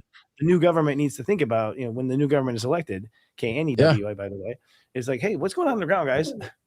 And because that's the whole thing with the Iran war, right? Everything's underground, or in Israel, right? The tunnels that were built during the whole entire holy wars by both sides, whether it was the Muslims or it was during the Christians. That's where it's like to think that America doesn't have that when we have like NORAD, for example, in Colorado, built into the mountainside that goes down. Yeah. We're not even to know, but it's like 100 levels at least, right? We're doing things underground. I mean, even like in LA, they have all the underground things for the celebrities where there's Starbucks and stuff that people have worked at. And that's like where it's true too. Yeah. I mean, apparently you can take a train from like LA to like, Denver in 15 minutes or something and speed paint, allegedly there's a conspiracy that there's, bullet trains to go underground with, U.S. workers, U.S. state workers and stuff being trained all of DC. Because I went on the tour. I had an NSA agent who was like a fan of mine and went on a tour. Dude, I was underground on the train that got built during the Civil War that Lincoln took to get to the Capitol, right? And all of it's underground. So like the president you don't ever see the president drive up to the Capitol building. They go underground. And I've been under there. It's crazy. That makes sense. Yeah. It's awesome. So it's like that's where all the senators, that's where all the congressmen, they don't go up the front steps unless the cameras are there. Right. Interesting. The press. But the press goes down underneath there too. You might not recognize it, but they're underground whenever you see them. Mm-hmm. And so the whole entire city's underground, right? Like people, there is something to say about that. Plus the whole reptilian thing comes from the Middle East. That's what the Pleiadians always say, where Iran is. And so, I'm not trying to say that if you're from there or something that you're reptilian, but it's kind of interesting too. In the Animatrix movie that goes to the backstory of it all, that's where the AI robots kind of were made. And this is where all the data centers are. And that's what's being threatened this week too, right? Was that Iran is saying they're going to take out OpenAI's big data center, this data center, that. OpenAI has a data center in Iran? No. Yeah. What for? Why? Who do you think's coming up with all the money? What? Oh, see, that's sus, man. What do you mean they Versa, all are? right? They all are That in is it. us. That's just They like having all a are- why do we have a Wuhan lab for viruses in China? What the fuck, man? I mean, What it's do you crazy. mean? All of the big data centers now are funded from them, or we do stuff that is funded, but That's everybody's involved in that. and now we're bombing them. I mean, it's like, Well, no, now Iran is that. Iran's been smart. Iran's been targeting actual stuff that is going to affect the West, right? right. They're not. So if you're afraid of them like throwing some nuclear bomb at us, that's not their plot. Their plot. They had game plan war game this for decades. Right. When we would attack, and they have mastered it. Right, like they've cut off the oil supply, they've cut off energy, they've cut off. Look at all our bases got hit, right? And it's like they act like we were the ones winning the war when actually we're the ones losing. We have an F-16 that just got shot down by a rocket launcher that's done on a shoulder. Yeah, So, I'm not surprised that technology's here. I mean, we're getting good at that stuff. It's interesting. It doesn't, y'all. It's just not what it seems. I think we have to all keep an open eye. I mean, I think we have to keep an open eye, not open AI. You know, it's like we have to keep our eyes open and take a look at things because they're not what they seem. Nothing is what this seems. That's one thing I know. Of course not. I don't know what it is, but I know it's not what we're being told. We're being told. So yeah. All right. So I guess we're talking about politics now. Well, and he's pushing past politics is actually the title, so it's just interesting. We're leading from that, but I think that pushing past politics is more so. I hear a lot of people saying now, like, don't turn on the news. I used to say that 5-6 years ago. That was kind of thing. And some of you may not be able to handle the news. A lot of us need to be tuned into what's going on with our politics to understand where we're going and how to like really shift things. So, but pushing past us, I think that we have to understand how we fit in as a community when it comes to what's going on and where we can find ways to make a difference in our communities based on what's going on in our political space. Some of you might be called to lead. Some of you might be called to teach. Some of you might be called to like help out certain communities that you feel like need some assistance. This is how we push past the politics and put it into more of a productive nature. And so again, it's not that we're just consuming the politics, but we have to understand that what's more important, politics or morality and humanity, and the two should be integrated. A lot of times we always are told don't talk about politics or religion with people because those are the two things that separate us. Why? Those should be the two things that unite us. And so I think that we push past of how it's been designed and how we've been due to this space and start reforming and reshaping the idea of politics, and that should be integrated with humanity and connecting people. Then we can start doing our due diligence as far as how we could participate in humanity to make things shift and change. And I don't think people realize the things they can do in their positions that can actually affect a whole community of people. And that spreads like wildfire and creates a domino effect. So we need to be informed, but that's how I think we push past it. I think every selfie cam should become a cam that watches them. Why don't we just turn around and make our own news network and just watch them? Everyone capture everything you see on your phone and stream it live right now. And let's fucking catch them doing shit. Because we've got them surrounded much more cameras than they have us, at the end of the day. And you just flip that selfie right around, and suddenly it's the other way direction. That's where I think it is. I feel intuitively there comes this moment. I don't know what causes it, but American people wake up and suddenly go, why don't you explain again? Like this, at this point, we've been just like, we just always just said, yes, we'll buy the bullshit you'll tell us. But I think there comes a point where Americans, at least Americans, I can't speak for other countries, we're just like, wait a second, we've seen this in a movie. A lot of the plots are been told in movies too. It's like, we never put that together either. It's like, dude, it's the same damn plot. It's a dumb ending. We know all this. We've memorized it. There comes a point where we say, we're going to watch you now. We're going to ask you questions. Well, that's what James O'Keefe does, right? And he's been doing for James O'Keefe. Doing. He had Project Props Veritas. to him, by the way. Yeah, props to him. Yeah. I went and saw him out in 2022 in Miami during the whole COVID thing because he was exposing all the politicians, whether left or right, with hidden cameras, and he gets girls to go on dates or men to go on dates with. And he exposed it, and he's so upset right now because he just caught all the fraud in California, right? That all the homeless are paying people to do the voter rolls, right? Like, and there's no arrests, there's nothing happening, and he's got it all on tape. And he's now he's like so pissed because he's like, whether it's the left or right, he exposed what's going on right now with Pam Bondi. He's the one who exposed Pam Bondi and got her talking about the Epstein files at lunch. Right? Like, okay, and nobody does anything about it. So I think that Scott's right. The only way to push past this is you have to be informed, and we all have to do something. And new leaders have to come about. But the other part too is like there's stuff that people don't even remember about our Constitution. Like if we get enough states, and that means if we rally in your own state to get the governor and get all of the local, senators and so forth to declare, a state convention, we could change amendments. The people can take over everything and go over all three branches of government.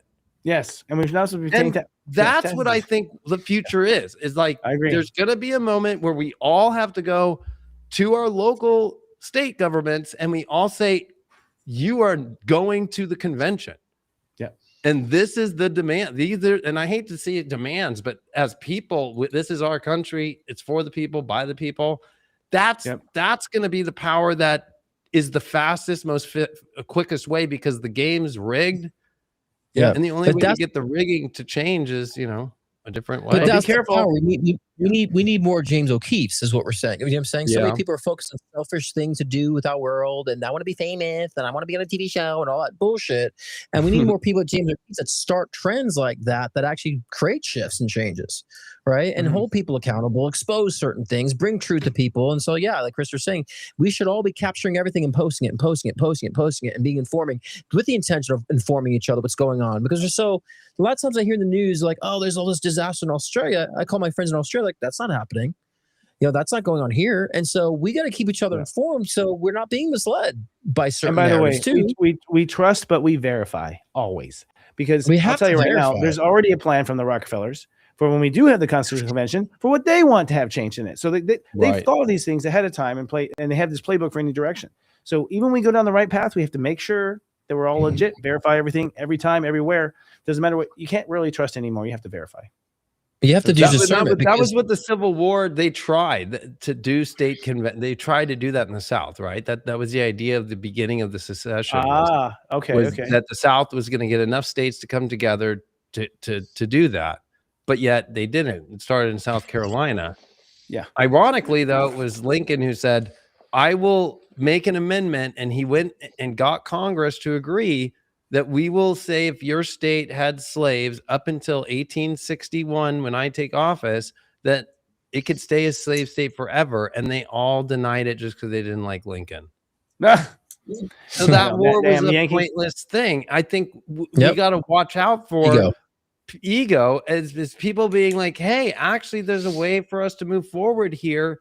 But what, you want to prove something else? Like, it's not about actually helping out or changing things. It's more about you want to show off and be the star, right? Like how you just said, Scott, oh, everybody wants to be the next influencer. And that's what's sad. Gen Z, right? Their number one job. It's like 91% all are, I want to be an influencer. I know.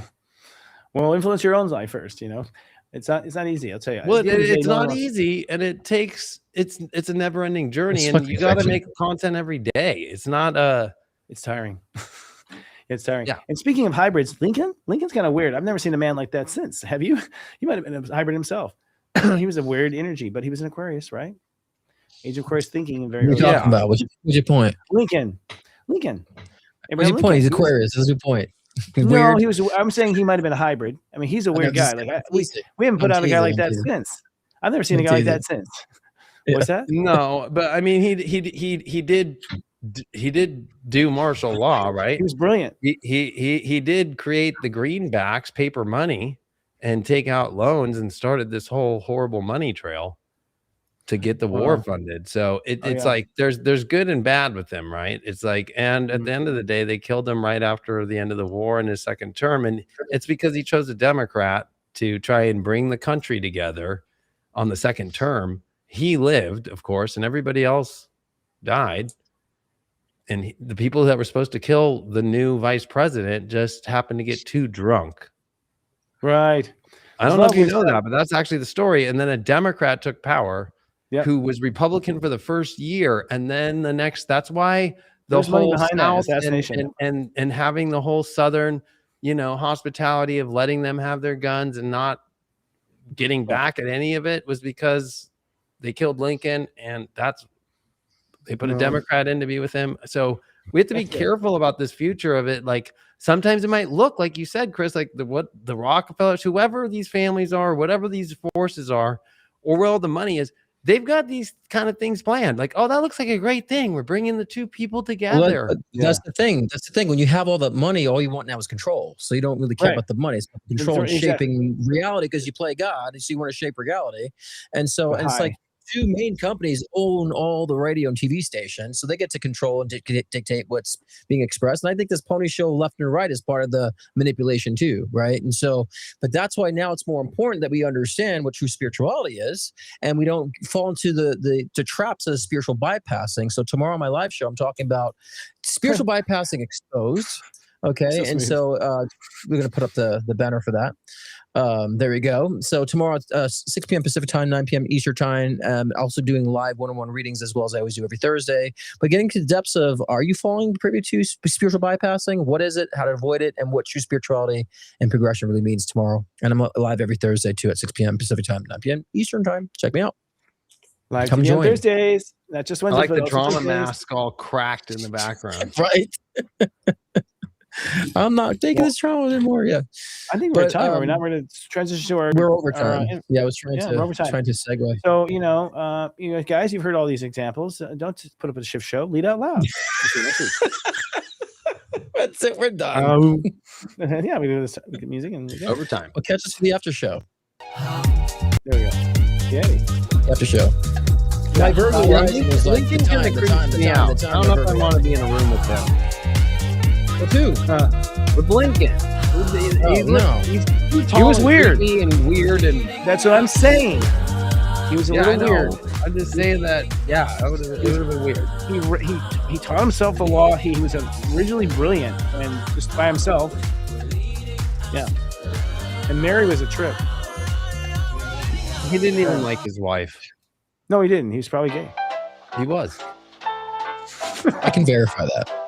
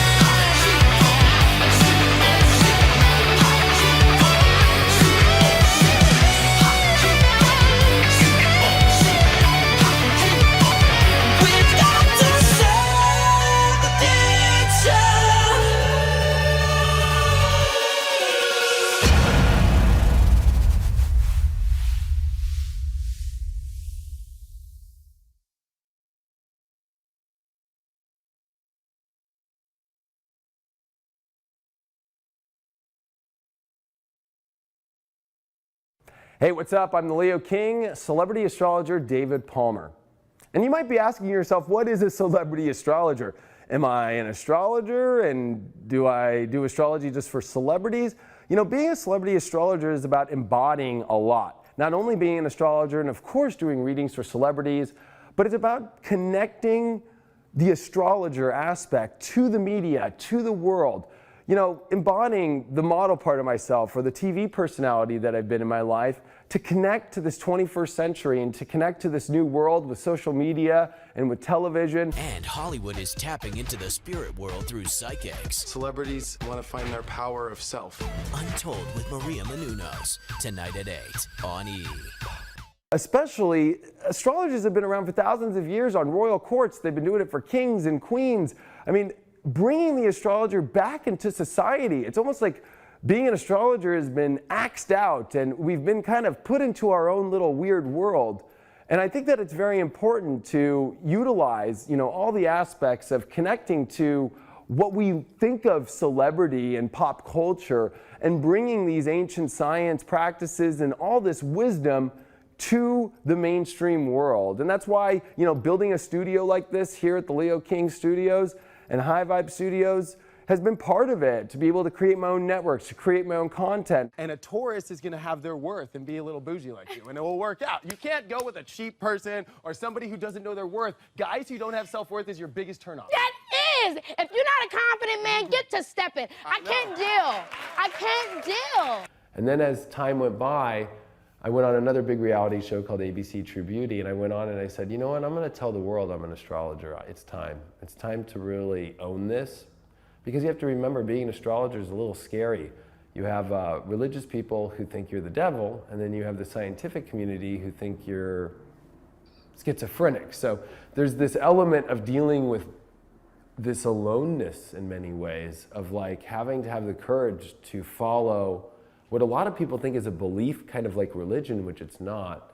Astrology is a bridge between the spiritual and the science energy and bringing them together. And celebrity astrologer David Palmer, who is also known as Leo King. I like that, Leo King. So David, welcome to the show. Hey, thanks for having me on, Steve. That was amazing reading that you gave, man. And what information does someone learn from a reading? What I'm trying to show people is that it's all divine. There's divine timing in life, there's divine synchronicities, and I help people see that when they were born so they can align and understand their life better, and it's good for helping people with knowing how to go down the right roads and not the wrong roads in life, because we have that choice. Celebrity astrologer David Palmer, also known as the Leo King, is back with us. So his astrology guide is a hot seller right now on Amazon. We talked earlier about the modern approach to the age-old practice of astrology. So now let's look into the future. So David, what does the future hold for us? You said in our last segment, this week's gonna be a big one. This week's huge. We got a Mercury retrograde coming in Pisces, which makes things really confusing. At the same time, the planet Uranus is gonna come into Taurus like it did in 1934, which was like the rise of Hitler, the total change in all the agreements with the world and world power shifting. But the big thing's President Trump. He's got a pretty intense situation going on in his life. A lot of people look at it, whether it's from the government and the court stuff that's going on, or whether or not he's colluded. But the big thing is there's going to be so much confusion in the world. He's going to be having to take on confusing information while being kind of attacked at the same time. So the mental stress is the biggest one. Is he going to mentally be able to handle it? Astrologist David Palmer, aka the Leo King, who is joining us again here on ET Live. I know, I'm so Thanks glad for to be coming here. back. We Yeah. appreciate having you, especially during Mercury retrograde. I know. Literally, the elevator on the way up was going up. No, it went down. You got in the building. You're here on set. I made it. You made it. I mean, all right, it's Aries season. So, well, the reality TV, the first one was 2005. I did a show on MTV called Parental Control. And back then, that was like the first of reality. Real World was the first reality show, and then it was these dating shows that MTV brought out, but they were very extreme, and they were all LA Orange County based because that was where they got all their talent. And so we got reruns all the time. And then I did Next with the Next Bus, where it's like 5 guys or 5 girls in a bus, and then the person who's going to pick the dates can basically have 5 choices and just say next, next. It was a really big show. So MTV had me do both of them back to back. So I was on 2 shows replaying all the time. And that was where I was like, if I combine this with astrology, there's something there. It's all about not being afraid of learning and having expectations of going through a whole season.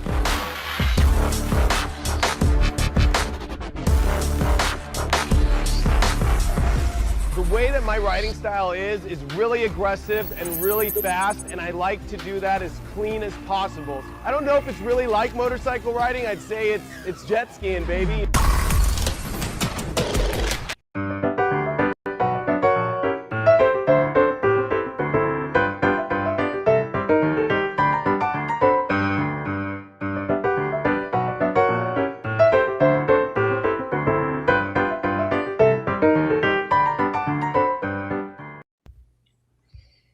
That's like the 30s right there. That was like the 30s. Yeah, that was nice. So you got to create one for me now. I'll give you all the footage. Put it together. I need you to boast me up for me.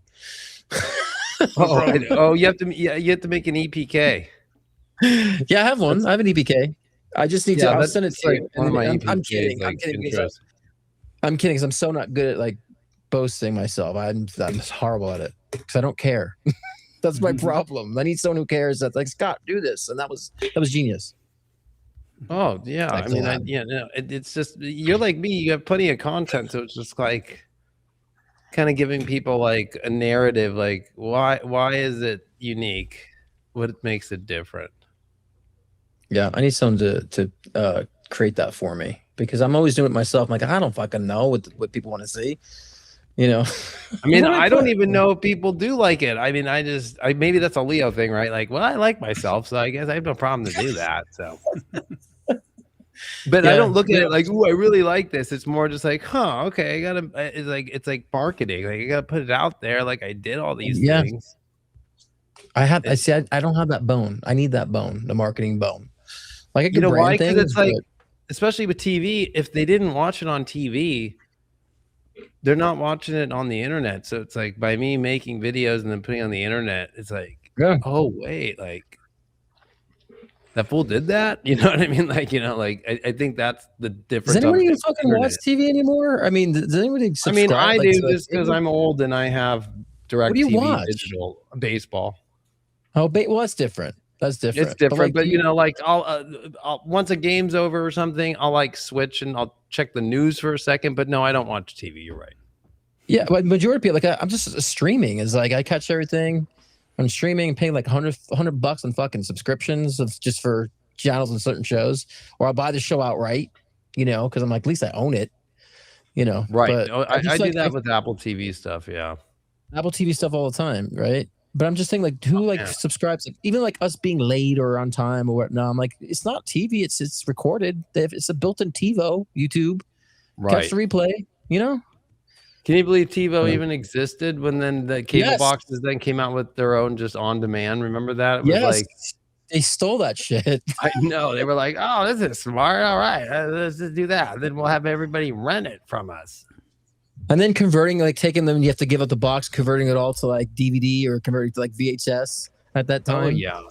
I have those still here. So for me, I can just take all my old tapes. Yeah. Oh yeah, the tapes. Yeah. So I can't believe like our cell phones. I watch like older music videos from like the 90s, 2000s. Like our cell phones have better quality than those music videos back in those days. I know. You know what I mean? Isn't that crazy? I mean, but that was taped though.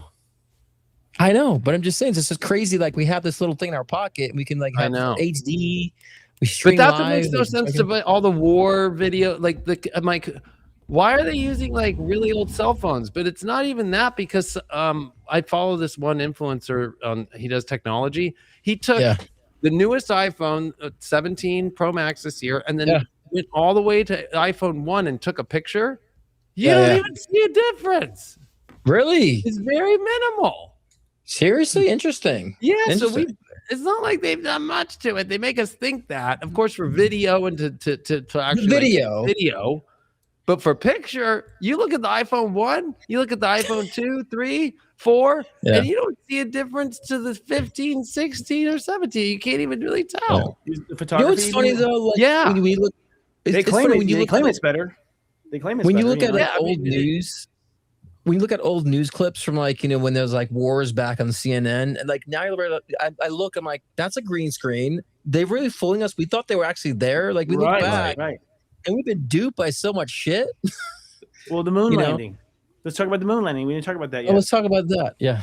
I want to know if What Neil moon landing? Armstrong's the first person No, he's obviously lying. who put the camera on the moon first to have him. That's what I said. And here's the thing. I've said that myself because you know what? They say, oh, it was on one of the legs of the things. They're like, no, the cameras back then were the size of a house. They were gigantic. They didn't have cameras. They were tiny. They could be on like a leg of a spaceship that was made of aluminum foil to begin with. They had aluminum foil spaceships, first of all. They're aluminum foil. Colors. Yeah. And there's discrepancies with the flag. It shouldn't have been blowing that way. There's discrepancies with the lighting. The lighting shouldn't have been lit this way. Like there's so many discrepancies with that. But like I was saying to you guys before, how we were able to do it then, but how many years has it been until we're doing it now? We lost the technology, they said. How the fuck do you lose technology? What the fuck have we been doing between then and now? Technology is built on technology is built on technology. How can you lose it? That's the whole Apollo program. They lost everything. That's what they said about the Artemis, right? It was like, we have to start from the beginning. We lost all the old manuals. We lost all the old capsules. We don't know. I'm like, you got to be, you don't throw any of that shit away. Seriously. Well, the space shuttle, hello, that wasn't losing it. We built, actually, the truth is we haven't grown at all. I honestly think that it's all a myth. First of all, those paperclip, the Operation Paperclip, that's the start of NASA. NASA is from the paperclip people. Paperclip, yes, and the rocket guy. Yes, and what's his name? I can't remember. And he's the first video leaving the atmosphere. But actually, I believe that video. And then I think they were like, oh, wait, hold on. There's something we don't want people to see. There is something you don't want us to see. Allegedly, there's a black hole like on the top of the Earth and the bottom of the Earth. Like a big black hole. There's a hole. The Earth and the Can we actually break the Earth's atmosphere? Can we actually leave it? Is that possible? Because the firmament. I believe in Voyager, like the Voyager program and like the one that took pictures of Jupiter. I mean, I believe that was real. I mean, I think we did get space probes out there. I do think planets are round. I do feel like that's the case. I mean, everything in God's world is round. I mean, you could look in your own telescope and look at the planets. So it's of course. Did you guys see the video where there was like a little kid talking to the astronauts? That was a weird, awkward, random you hear me? act of silence. Yes, right we there can. for a moment. That's weird. Does that happen? But I mean, I think, are we really going for the moon? I mean, there's obviously some with the moon. I want to see the other side of it. I mean, did they say with the? The pictures are out. I mean, it looks darker and it looks like it had more things hit it. Looks like there's probably ice. You know why this is happening? It's because of really Elon Musk. They're settling up there. I'm sorry. There's settlement up there on the other side. I think they say there's a whole. Apparently, the damn thing's a big base, anyways. It's allegedly hollow. Yeah, even according to like the Martian legend, when psychics go back to the whole, there's a planet that was the asteroid belt was actually a planet. Mars is at war with the asteroid belt. Mars is in the place where the Earth is now because the actual solar system, the planets are actually moving out of the solar, away from the sun every year. So it's like we're now in the orbit of where Mars was and Venus was blah blah blah. So apparently Mars is in the Goldilocks zone before, and there were people on Mars or things on Mars, and there was another nation on the asteroid belt, and they got into war and blew up the asteroid belt, and that war ended up killing off the atmosphere of Mars. Now I was saying the other day, I believe that Elon Musk was the guy who did it. That's my theory. Yeah, and that's why he wants to go back. Well, I think he feels guilty. He's got his karma to repair. He's got to repair that planet. So I think he's a legitimate threat to government because he knows. But it's kind of funny though because he switched everything to the moon and he's a double cancer. I'm like, of course. You know what though? That makes sense to me. Yeah, because he was being a wild day boy and going straight for Mars, and they're like, dude, they told him all along, you got to start at the moon. You got to start with the moon. Everyone told me you got to start with the moon, and I think it just dawned on him like, oh shit, I do have to start at the moon because I need a pit stop. I think it was just like a cancer can act like all manly, like Tom Cruise, right? He can play the actor part of like any kind of like really hardcore male, but in real life, he's really jumping on the couch for Kate, fucking and shit like that. It's eating pudding on commercials, right. So and screaming at people if they don't watch a movie like the right way on their television. We're talking about Wilcox. I actually believe a lot of that. I feel when I heard that stuff. that there's a secret space program that the United States is in orbit of Jupiter in a matter of minutes every day. I got a feeling that's the truth. I think David Wilcox has some good things, but he's also really lost in some other. He reads every show off this diary prophecy thing. He's using his own diary as a prophecy for now. Yeah, and it makes no sense. I don't even know how people sit through it. I'm like, what? And then he'll just cherry pick it to whatever's happening in this moment. I'm like, that's why he's alive. You have to watch it, and like he's just picking whatever he had written like 25 years. Like it's so weird. That's why the government hasn't been suicided. You know, like he feels a little. Really he also feels a little sensationalized to me too, a little bit. There's a lot of sensationalism that blends into a lot of his work too. I'm like, okay, he does the sensationalism, right? Yeah, his own created. Yeah. He did some bad things. That's why he got X'd out of the community and with Gaia, dude. Like, what did he do? Because I think I stopped subscribing to Gaia before that happened. From because I'm in this community deep, right? So deep. The beans are that he took the yoga girls that worked at Gaia in Colorado in tents with ecstasy and cheated on his girl, and like that's not that's not that bad though. I mean, that's pretty much every guru. I'm not saying he was right. I mean, it's like that, and then also the bullshit, and then stealing other people's like content and claiming it was his, as far as like ideology. I remember that part. Yes, that's why I felt with that, right? And then like kind of coming out like he made all these guarantees of like disclosures 2017 and right, like, and they all didn't come to pass. Yeah. So that's where ego got in the way. I think a lot of people spiritual people quite often are idiots with their ego. But they've been nothing but spiritual in past lives. They've only been spiritual. They've been in monasteries done. So when that's why you use astrology, because it's a guarantee. It's like it's not the ego. It's like the astrology says this. So well, the irony is the person who's most holy is usually the dumbest as far as an idiot. With an ego, because they have not developed the ego. They weren't cowboys. They weren't soldiers. They didn't have past lives where they were macho and got over it. And so the first little taste of power, they fuck it up. That's exactly what I was going to say. Then they realize they have so much. I think the thing that gets people is when they realize they have so much influence. Yes. Because a lot of people get into spirituality because they don't feel influence. They need a higher power, so they get into that whole regimen mentality, and then like, oh my god, I have all this influence, and so they get lost in that. Could you see him with those chicks in the tents in Colorado, like pulling out that old book of his, like, this is my prophecy book. You're supposed to take this ecstasy with me right now, based off this line that I wrote in 1992. Wow.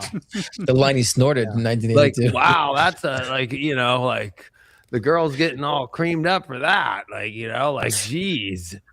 That would be and that's where I think he pushed it like to where it was like very like there was lawsuits. Well, he's going down that guru path. He's going down that guru path, like so many spiritual. That's why you don't sleep in the same quarters. If you do a spiritual event, you don't. No, you remove yourself from your customers. Yes. No, you make it about the work. I mean, it's like. But there's a lot of people in spirituality that are very vulnerable, right? So especially with religion. So then they realize I have this influence and they're vulnerable, so I can kind of do what they get the God complex.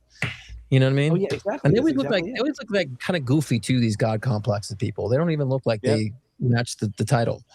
You know what I'm saying? Like, it's odd. Well, yeah, and then David Wilcox, I don't know if you see, like, I mean, he has like 8 cameras around, and he can't figure out which camera to stay on, so he's just constantly. I know. It's like the one. Okay, we're gonna do the wide shot overlooking, but like then you're gonna go to the extreme close up, then to like your left. Yeah. So it's like he's just diddling around. It's like I'm like, oh, dude. Well, he has usefulness. Do you believe he was Edgar Casey? No, because he says he was Edgar Casey in his last life. Well, no, he's obviously failing really bad. Yeah, no, I don't get that. I don't get Edgar Casey actually did real psychic work, where this guy's failing hard. Yeah. Again, sensationalized copy and paste. Yeah. Yeah, Edgar Casey was certainly wise, but I don't know if you always carry your wisdom. Well, I think you do carry your wisdom. Well, I think to a certain degree you maintain that same level of power. You might express it in a different way when you reincarnate.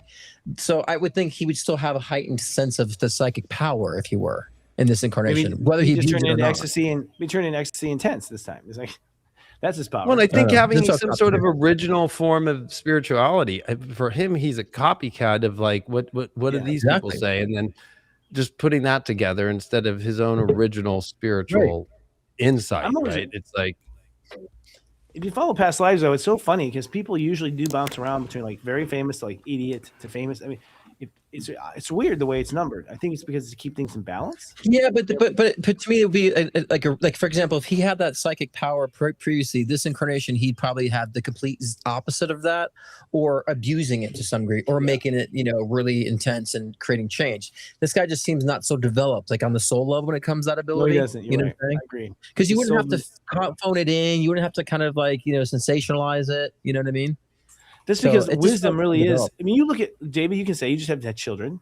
Aren't you fucking amazed at how these kids know so much already? Like, you're like, yeah, very much. Like there's so much intelligence and so much like, oh my god, there's so much in there that you didn't have anything to do with, and you're just like, where's this coming from? And it's the past lives. I mean, we bring the soul and the experience right into that. I just pulled up his chart. I never knew what it was. He's a Pisces sun, Pisces Venus, What degree? Pisces his degree of the sun is 18 degrees Pisces. That's ego. That's ego right there. I'm an 18. Right. See? And then his Egomaniac. Mercury retrograde in Pisces is 27, and his another Venus ego number. in Pisces is 10. In the fourth house, he's a Scorpio rising at 21 degrees. Oh, teacher. He has Saturn in Gemini. He's born 73, like you. Oh my His god. moon- Oh my god. Fuck. But his grand trine is not like his misses. There's another grand trine later that year. Let's see. So When you were born. He's a Pisces. Yeah. Yeah, so he was the build up to the grand trine, but he didn't get it. So he's one of those guys who he's close, but it's not it. Not Yeah, I so got it. much. Okay. Yeah. Where's all wired together, the air signs. Yeah, plus he's all Pisces like that in the fourth house. Still, there's something about our generation that's weird because it's the lowest birth rate in the entire century. Yeah. I never knew that. He has a moon in Taurus at 12 Taurus? degrees. Yeah. Yeah. That's why he feels I In can the hang out sixth with him. house. He'd annoy me, but I hang out. His son's in the sixth or what? I would love to moon. see you guys talk to David Wilcock. In fact, he's here. Straight Dylan. up. No, I'm just kidding.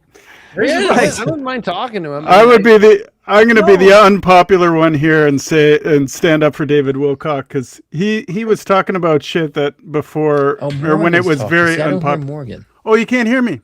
Oh, I can hear you. I hear him. I hear you. him. Weird. He's not on my screen. I'm afraid if I refresh it. Oh, you guys can hear me. He's at the bottom of the okay. screen. Whatever. I bottom of know my he's not screen. showing on mine. Well, I'm going to give props to David Wilcock because Sorry, he Morgan, was if I was talking. if I was talking on top of you, because I don't even see or hear you, so I'm afraid. Yeah, if I you're refresh talking. it'll kick Yeah, me you're out. talking You are on at the top of me. moment. Just refresh, dude. It'll bring you back in. Yeah, refresh. Because I'd say refresh. Whoa. Okay. Oh, he refreshed. Well, that was refreshing. I would say that you are correct, though, Morgan. Like when he had some came balls. in, he came in hot. But then He had courage. I think it's sad to watch somebody come in hot See and ya. then just completely just And fall. lose it and not and continue to try and throw pasta on the wall and it ain't sticking. Yeah. Just Yeah. slowly die in front of you. I just think that he took a lot of risks to He did. put himself out there, He and did. I think the other thing I like about him is that he doesn't take himself too seriously. I think, That's true. I've gotten a lot Yeah. from Yeah, but from he watching did that him on the over. backs of a lot of people. Like there was Corey Good, there was all these. I don't want to get in that whole water. Yeah, of course you guys were closer to it. I never heard about that those controversies. It's kind of Pisces. You know, Pisces is like two fish swimming but different ways. Like there's a good Wilcox and there's a Wilcox that just undermines that good Wilcox. It's like Russell Brand. Yes. Very Yeah. good example. That's Look a at him. really good Russell Brand is analogy. the twin That undermines is a big topic there. The Fabian connection, hey, Russell Brand. Well, I just think it's like he was at Conscious Life Expos, the headliner right after David Wilcox was the headliner that failed, right? Like everybody was like back away from David, and then it was like Russell Brand, and then right after that, then Russell Brand like kind of goes off, and then once all the sex stuff comes up, he's like a Christian now. He's Christian, yeah, Christian I know. influencer. Look, Yeah. I think when spirituality became a business, you have these people who are kind of in it, just enter it and compare it stuff. I think we have a lot of that going on in spiritual communities because it became such a big business. It became a We trend. always have. I think So it's easy for you to latch on to respect, like there were, you know, when there were gypsies that were lousy and gypsies that were good. You know, it's like I think every lifetime with spirituality, there's some asshole who's faking it. Every lifetime. Yeah, like the Wizard of Oz, like he's faking it, like at the beginning of the movie, like with his little like tarot bandwagon thing, and then you know, it's funny, it's unfortunate, but you know, that's the leap of faith. It's inevitable with spirituality. You have to go in yourself and find out for yourself. There's no way around it. I always tell people, I can't convince you. You have to try yourself and see what you see, but I'm certain in past lives. I'm certain of these things, but from my experiences that I've had, sure, undeniable. And right. So if David Wilcock was Edgar Casey, he'd be talking about that more. Right. Yeah, well, I agree. There'd be more depth true. into past life incarnations and connections and so forth. You know, I've had nothing but expansion in my past life knowledge as I've gotten older, not less. You know, it's something that keeps opening up and opening up. And now Atlantis is really starting to open up, really legitimately. I can't believe it, but I think I'm going to say my last thing on David Wilcock is that he really bought the Q thing, where that you're realizing that this is a good topic. What was the Q thing? What was it? What was the Q thing? This is a great topic. The Q movement, right? And what was it? Well, all the Epstein files revealed that like he was the investor with this other dude for 4chan, the guy who started it, that got the Q movement going. And so Epstein ran both sides of the opposition. Epstein was Q? He funded the guy who started. He funded 4chan, which that's where it started, and all of that shit. And then made comments about it so he was playing both sides. Right. Wow. That was to release the truth, but then also to sway it in a direction where it doesn't exist. Correct. Right. And so this one does come out, we're looking somewhere else, and instead of where the people, I felt like the people who were put on Q are the people actually, you know, the people who are the ones they're talking about. That's where Wilcock is trying to do the same thing with his own work, is trying to say like, well, the old posts from the Q page, right? Like all the Q stuff that you try to, like the dates are off, but you try to say, but this fits that. He does that with his own work, which to me is Morgan? like, you're crazy. Morgan, what were you saying? Morgan? I was thinking, like, if you were to make a list of all the things that Q brought into the collective consciousness, like all the topics that nobody was fucking talking about. It's true. And it was like it seemed at the time that it was a back channel to disseminate information. It's sort of like predictive programming in movies or whatever. Exactly. But they laid the groundwork for all this stuff that is now come to pass. So actually, I think what they did was they taught a lot of it over. People were taught to look between people for the first time. Goes, wait, maybe we're not getting the right thing. Maybe there's something beyond this. Maybe there's something beyond, and that's when really the veil broke, when we started to actually look beyond what we were seeing. That was Q did that. I think it gets, you know, and the people who follow Q were people who would not do that.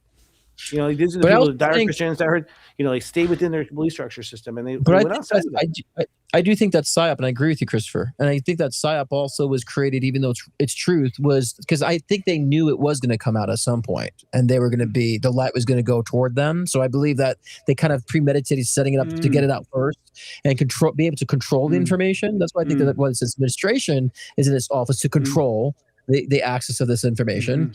And so I think that's why the initial intention of doing so was. So I'm like, because I was like, and that's why. You know, a lot of it got centered in Scottsdale and Arizona, right? Like the Q movement really got, and then guess where Charlie Kirk put TPUSA's headquarters? Exactly. What happened to him? Right. So, and Erica Kirk ended up there from every other dude's bed to Israel to back to America and everybody else's bed and a girl's bed for 2 years, right? All that's come out that she was in a lesbian relationship for 2 years, right? Like, and lying to all the Christians, right? So it's actually she's the most interesting kind of like PSYOP as well, right? Like, you know, what do you mean? I wasn't dating anybody before I met Charlie for all this time. It's like, right.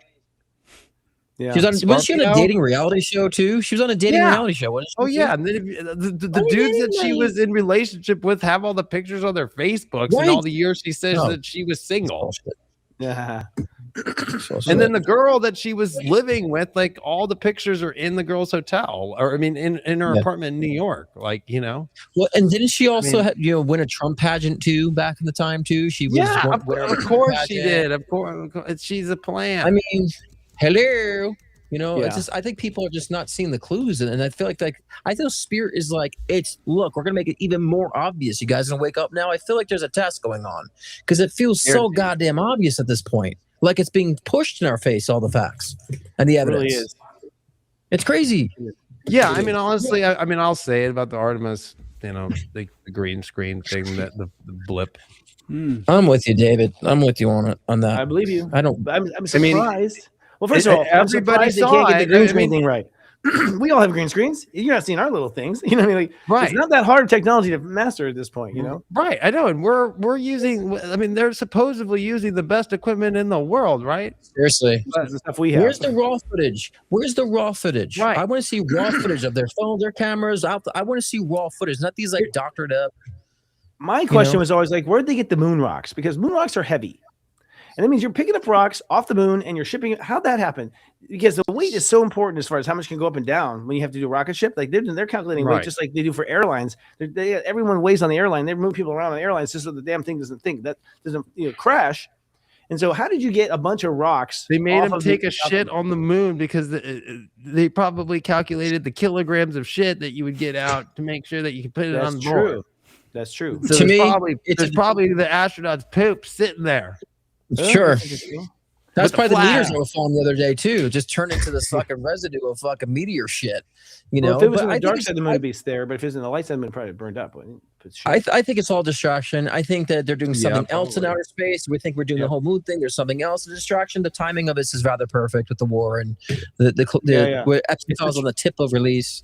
It's a Truman Show, and they're on the other side of the moon directing. Oh, did you hear that Lutnick and Gates are set to testify? Actually, they've been subpoenaed. Yeah, Lutnick and Gates. And I know people think that Matt Gaetz is a bad person, but he was cleared of all the wrongdoing, and he's the one who outed Kevin McCarthy, right? The first sitting congressperson to ever actually get rid of a Speaker of the House. So of course, Kevin McCarthy worked in that backdoor area what they just passed a month ago, where they're never going to expose how many people in Congress have done bad sexual stuff, right? That it's all kept into the secret chambers where they have their own like setup of like doing their conduct, right? That's within themselves.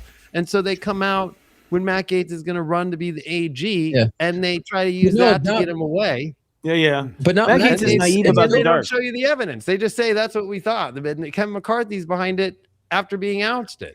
Yeah. I think Matt Gaetz doesn't understand the dark very well, so he gets outmaneuvered a lot. He gets outmaneuvered a lot. Well, he was born on a full moon in Scorpio. He's a Taurus. 82. Not Matt Gaetz. There you go. I get outmaneuvered all the time. But not Matt Gaetz, David. He's not the one getting subpoenaed. I said Bill Gates is the one getting subpoenaed. I saw that. Yeah, I was about to. Okay, Matt Gaetz is the one who put the.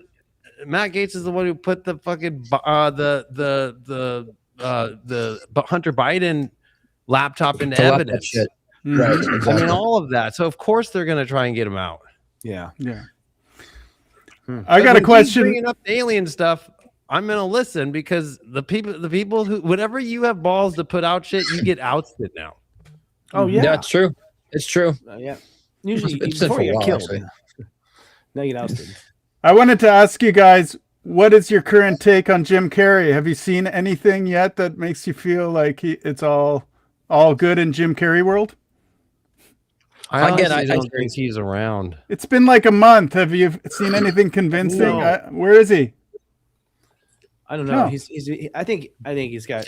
Honestly, think he's got some sort of Epstein tie. Not and regrets it. He's got something he doesn't feel good about. That's the one thing I just don't exactly feel like there was a. I didn't feel like there was a clone of Jim Carrey. That's one thing I don't feel like. Is he going through some shit? Like I said before, because he's seen some shit and he does some shit. Yeah, absolutely.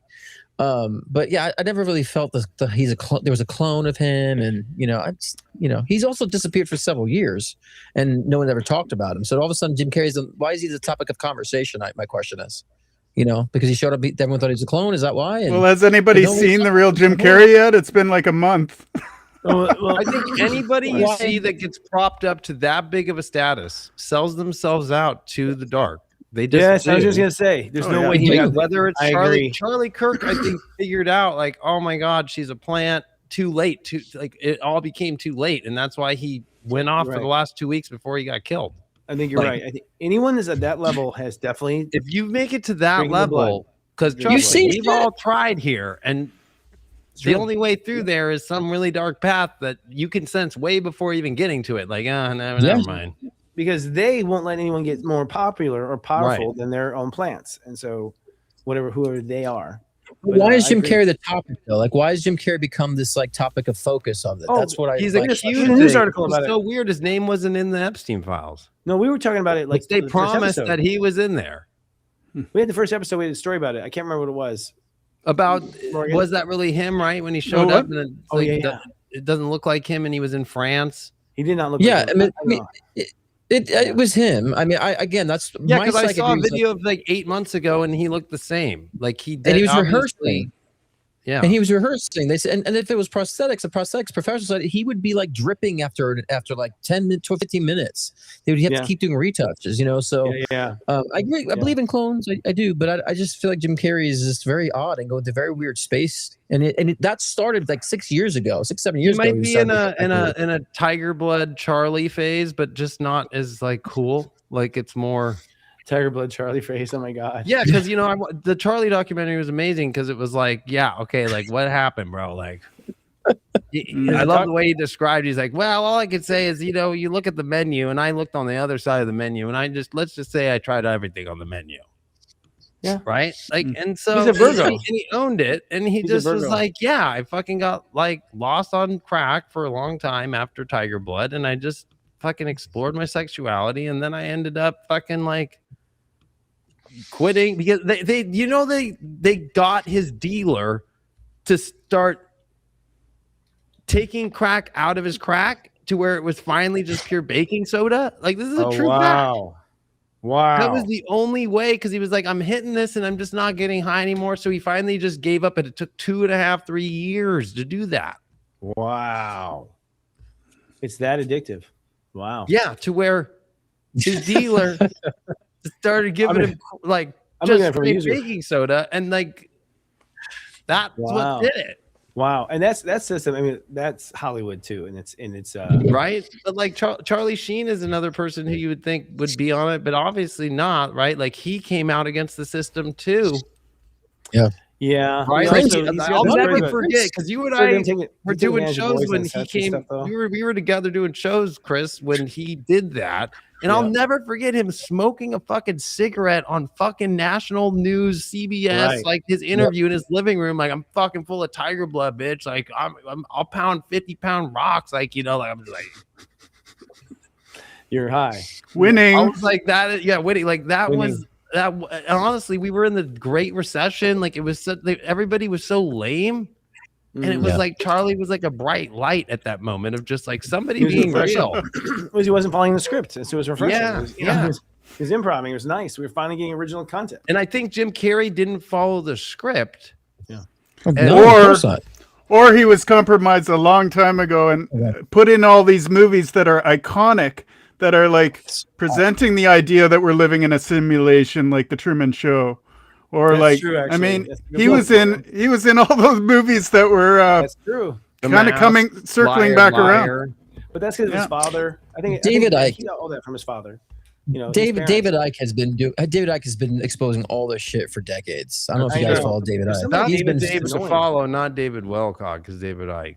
David Icke. Yeah, no, David Wilcox. No, David Icke is genius. I mean, he's just brilliant. I mean, on every level, and he's predicted a lot of these things. I think he's the positive side of what's his face, Alex Jones, so to speak. Well, honestly, Alex Jones kind of took from the idea of David Icke. I believe so. A British accent, and so we thought he was more intelligent. Yeah. Because David Icke was doing it in the 80s and was a famous sportscaster. And then got put on that talk show, and he wore all teal and saying this is a spiritual color to wear. Started bringing all this stuff up spiritually, and then they outed him. Yep. And then he just sold out arenas for 30 years straight and made DVDs, and then Alex Jones came up with that idea of like, I'm going to do that. And That's what I'm Be saying. the So, like, to me, I American always did. feel like David Icke was a very true source of information and knowledge. Oh yeah. You know, that's I wonder a what his lot of source people is. I don't know. What do you think about Joe Rogan admitting on his show last week that he was in in Utah, hunting when Charlie Kirk's death happened, but he forgot to remember he was live on air when Charlie Kirk died? Well, so he made a big whoa. Right. So like if you go look up the moment Charlie Kirk died, he's live on air and it comes through and he talks about it. I forgot the guest. It's a big guest. Wait, so it had been pre-recorded is what you're saying? Or well, yeah, he had a blip where then he was saying, right, I was in Utah that day when he died. I was hunting and no, I wasn't anywhere near close to where the shot was. But then everybody went, what do you mean, dude? You're the guy who they show all over the news for those 2 days of like the moment it happened because you're the biggest podcast in the world. I don't know, man. Live saying Charlie Kirk just died. So which one is it? Whatever Mockingbird put in his head. I bet you he's been nabbed. I mean, he's too big. He's That's a big warning sign right there. He's waking up at 4 a.m. and his agent's taking him out for reprogramming is what's happening. I mean, or the fact that Trump just dumped Tucker Carlson completely this week. What? They broke up with Tucker. Well, Tucker's been like Tucker's going up. I don't like Tucker. He's a Taurus. Even I don't like him. I don't believe him. I don't believe him. I don't believe he really. I don't believe when he says his sincerity is false. It's false sincerity. I don't know. I don't mind him. I like his intelligence.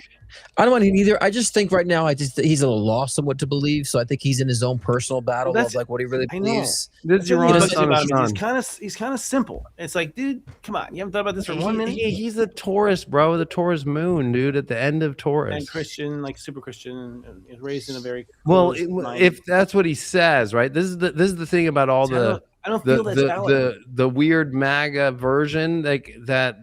Most of them just all became Christians, right? Well, yeah. Well, it's even Joe Rogan, right, talks about it now. There's something about that, yeah. Well, yeah, it's actually is something about. Like, what about the woman who did the tarot card, who did the angel cards, or even yesterday, Alex Jones called for Trump to get the 25th Amendment. I was just about to mention that. I was just about to say that. Yeah, it's like, I mean, I was saying, I think we said this before the show. I'm like, Alex Jones it's just that did that? bad. Yeah, but Alex Jones is calling for the 25th Amendment of Trump. Yeah, it's straight up, bad. like, and that he's lost his marbles, and that they need to pull him out and get JD Vance in there now. I don't feel he's lost his marbles. Hey, does anybody know the Bill Hicks thing about Alex Jones? Have you seen this comedian Bill Hicks? Like that they're not watching Alex Jones. Well, there's the whole thing too about Alex Jones losing all that weight over the last couple of years, right? And then they replaced him with him. Yeah, look at a video of Bill Hicks. He died when he was 32. Morgan, the thing's so loud here, Mike. Oh, sorry. Yeah.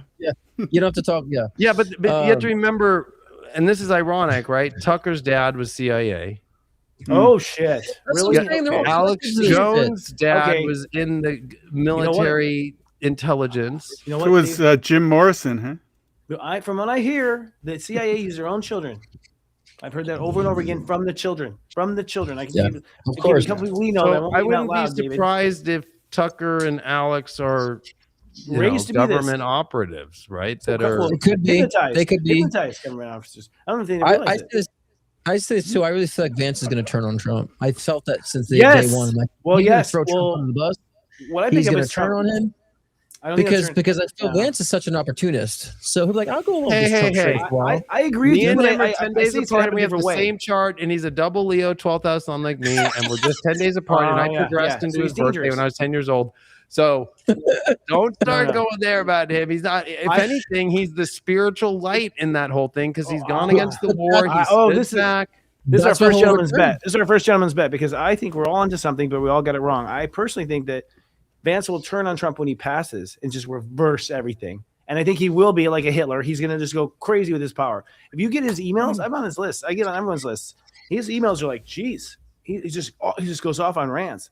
He's got this like killer. Yeah, but I'm telling you, Vance, I'm telling they you. don't. I've seen if you've I think seen the you're right. background, they don't do any of that. They have these girls that sit next to them with laptops and do all Yeah, of it's it. somebody else doing that. Yeah, but I definitely Well, feel he's going to turn on Trump. still. But that might be the And good then thing, they David. use AI now of the MAGA like intensity and just automate it.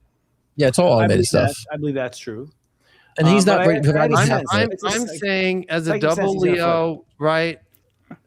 Yeah, that can With be good the or same bad. astrology, the same planets. Zero can be good or bad. You know, that's the interesting thing about Right. astrology. You can have the same chart and the person is a total asshole. I mean, that's true, but he doesn't have a moon in Taurus like But me. He's in David, Libra. But We're David, not associated. David, You're obviously if- the good one, David, David. Don't worry. But David, No, I know if he that. I'm just saying that I just know his chart. He has Venus Right. square. Yes, He has Sun but square David, Saturn too. He's but you can always- he's not gonna. If you choose fear, it becomes a different chart. David, what I'm saying, That's what I'm saying true. to you is, if he interrupts or turns on Trump, it might be for the betterment of things. That's You know what I'm I saying? think Therefore- is going to happen.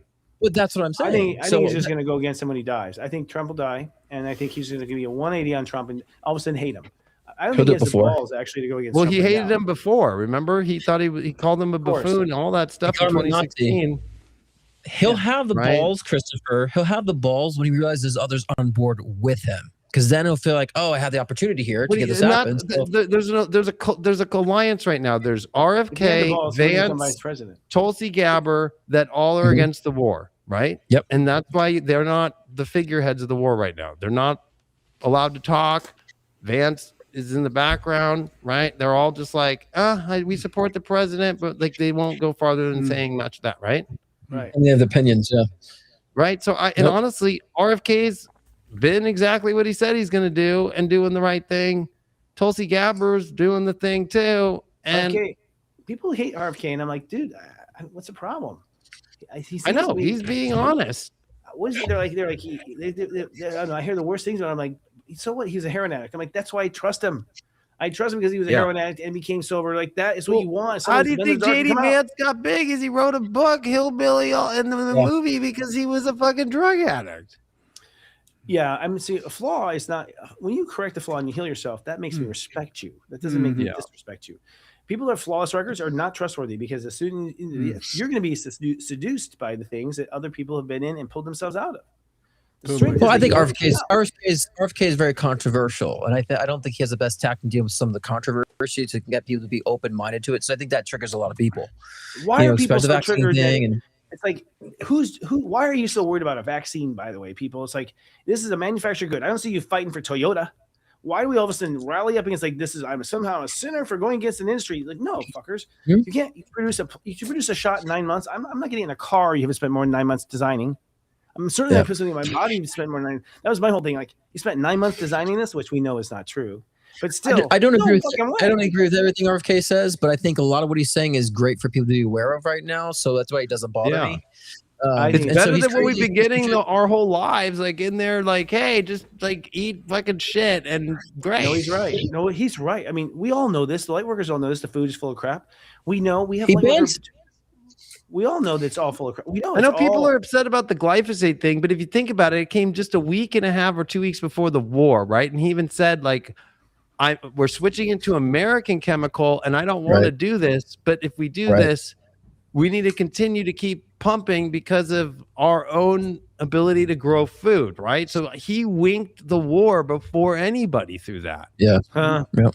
He's a smart man. Here's the thing: his uncle died being murdered. His father was murdered. There's karma to pay for that. There's karma to pay for that. He's gonna find that the Kennedy family will be somehow repaid, and it might be that this guy who can't You can't win every battle in a war like against food, vaccines, right? So he had to go. You have to pick your battles. plug on everything We're at not once. going to change the whole entire glyphosate issue while we're going to have a war that's going to cut Right. off all the food from the rest of the world, and we're going to have to grow our own. And that's not the Yep. moment that you try to do the biggest can't- flip. That's yeah. the biggest You know what, though? gamble. Why the fuck are we worried? We had the best soil. We had the best soil in the world until Monsanto. Right, who was brought up exactly. by And he Bear went Aspirin, by up the way. against them, so you know he's.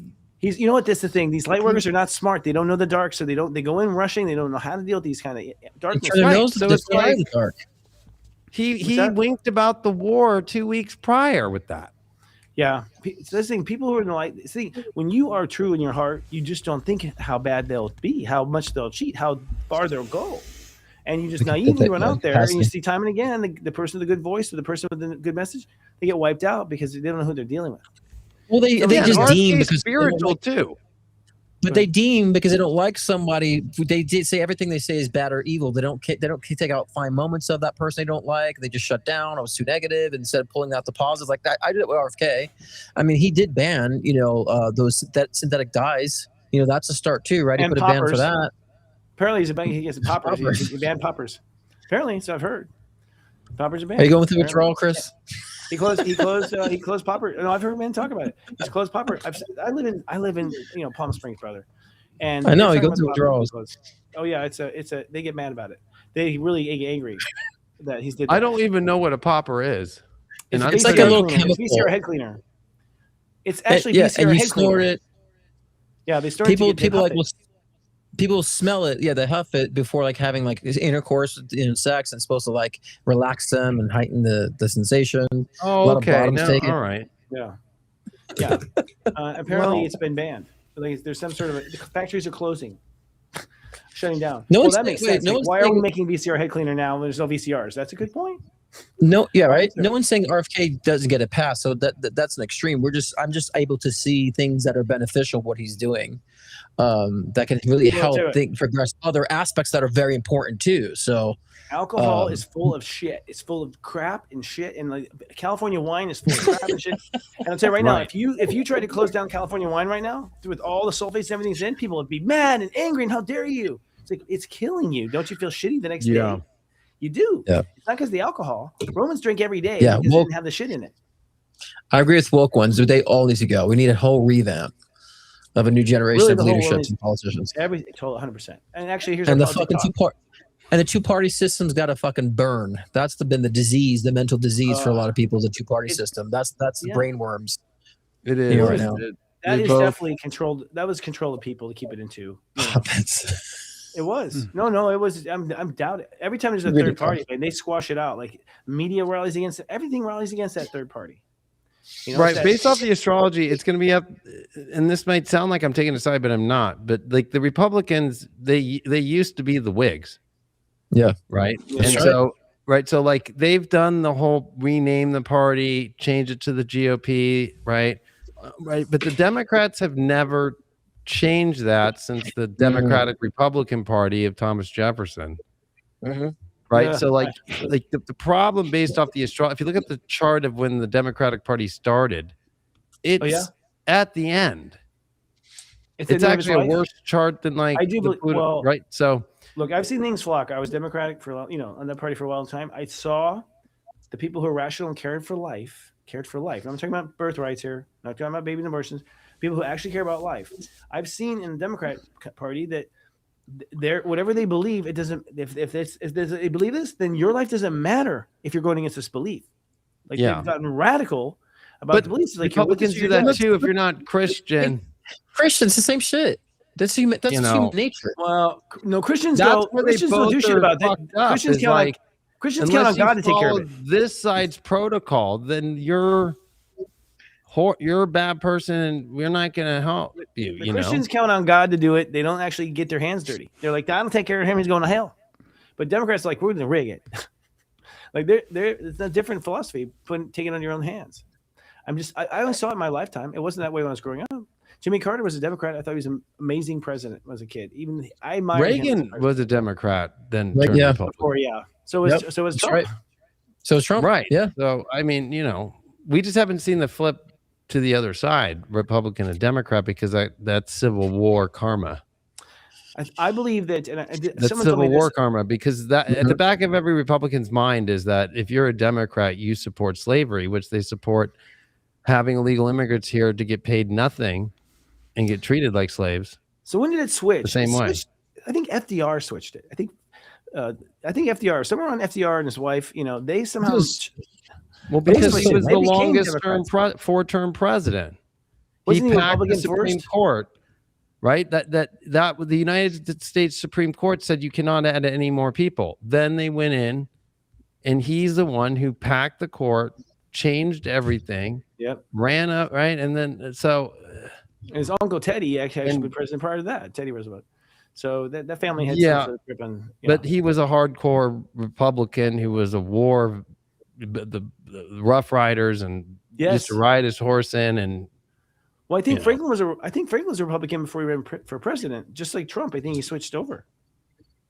Yeah, he was a Republican person. Roosevelt was, but he was a Democrat. I mean, initially, right? Yeah. But he's saying he was Republican. I don't know if Roosevelt was a Republican. He became a Democrat. It's not the same family line. Like they have the same last name, and they're definitely connected, but they're not like they weren't like hanging out. But I'm pretty sure. So I do think it was FDR that was a Republican, became a Democrat, and then suddenly the Democrats became known for what was Republican values. I think it was him. I think so. I think was the civil rights movement what made the party shift.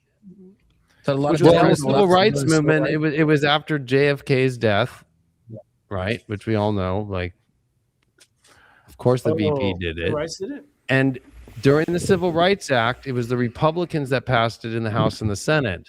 Right? Democrats voted no. Yeah. And so the Democrat president had to sign that bill, right? Because. Right, and that's what made this. That's what, then the rebel flag in the South became so big in the 70s and 80s and all that, because that was the fuck you to. That's when when a lot of Democrats left. That was a Democrat that signed it, but the Republicans are the ones that signed it in the House and Senate, and the Democrats didn't vote, and even the ones in the South tried to block it, and they blocked that vote for months upon months. Like it was like almost a year. So it was the Republicans that passed the civil rights movement. Yeah, but then exactly. And then at the time, a lot of the Democrats left the Democratic Party and chopped over to be Republicans. So that's why things kind of shifted. But you never see Republicans leaving the party to join the Democrat side. Right, exactly. Except Trump. Well, Trump. Yeah, Trump. Well, technically, Trump is acting more like a Democrat than ever with the way that he does things. We have to learn. He's actually really liberal if you think about it, right? Like, if you think of like the Bushes, they're all in the same family, right? Like, and I'm not voting for Chelsea ever. Well, every president is except for Van Buren because he's Dutch. Huh. Right. Oh, yeah. So I'm in that line. All of them are my family. I have some Dutch in me too. Well, I'm not talking about that. I'm saying I'm in all the presidents' same line with my ancestors on my dad, white boy side. Oh, Mayflower family, right? Direct descendant. So, what do you guys think about like? They're all my cousins and uncles. Interesting. Even Obama is one of my 17th. Well, Trump is my 13th cousin first removed. Yeah. Wow. What were you saying, Morgan? Who's what? Would you say? I was just going to say, circling back to David Wilcock, one of the things that him and Q was saying was that when JFK was assassinated, that there was an alliance of military people who saw this big plan that was going towards globalization and global currency and contact tracing and all that shit. Israel having a nuclear weapon is why he got assassinated too. But they said in all those papers was that that Trump was actually back then was primed, and he was buddies with JFK Jr., right? They were buddies, and that he was primed for like decades to fulfill this role to take down the globalists and all that stuff. The deep state, take down the deep state. Yeah, I do believe. The reason why Q resonated because it resonates. If we have our psychic abilities as humans, there's a lot of truth there. There's a lot of truth there, and that's how it is. They really mess with us because they give us a half truth, and half truth is very difficult. Half truths are very difficult because if you say half of it's true and just the last part is a lie, we're just not sophisticated as psychics yet to determine. Now I can determine it if I concentrate. But that's a cult.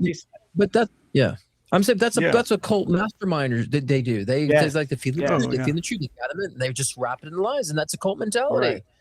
Yeah, it's politics, like they use the letter Q and like the whole number 17, and they try to use a lot of like old Kabbalah stuff, but they're using the wrong language. Like there is no Q in Latin. I didn't even know that.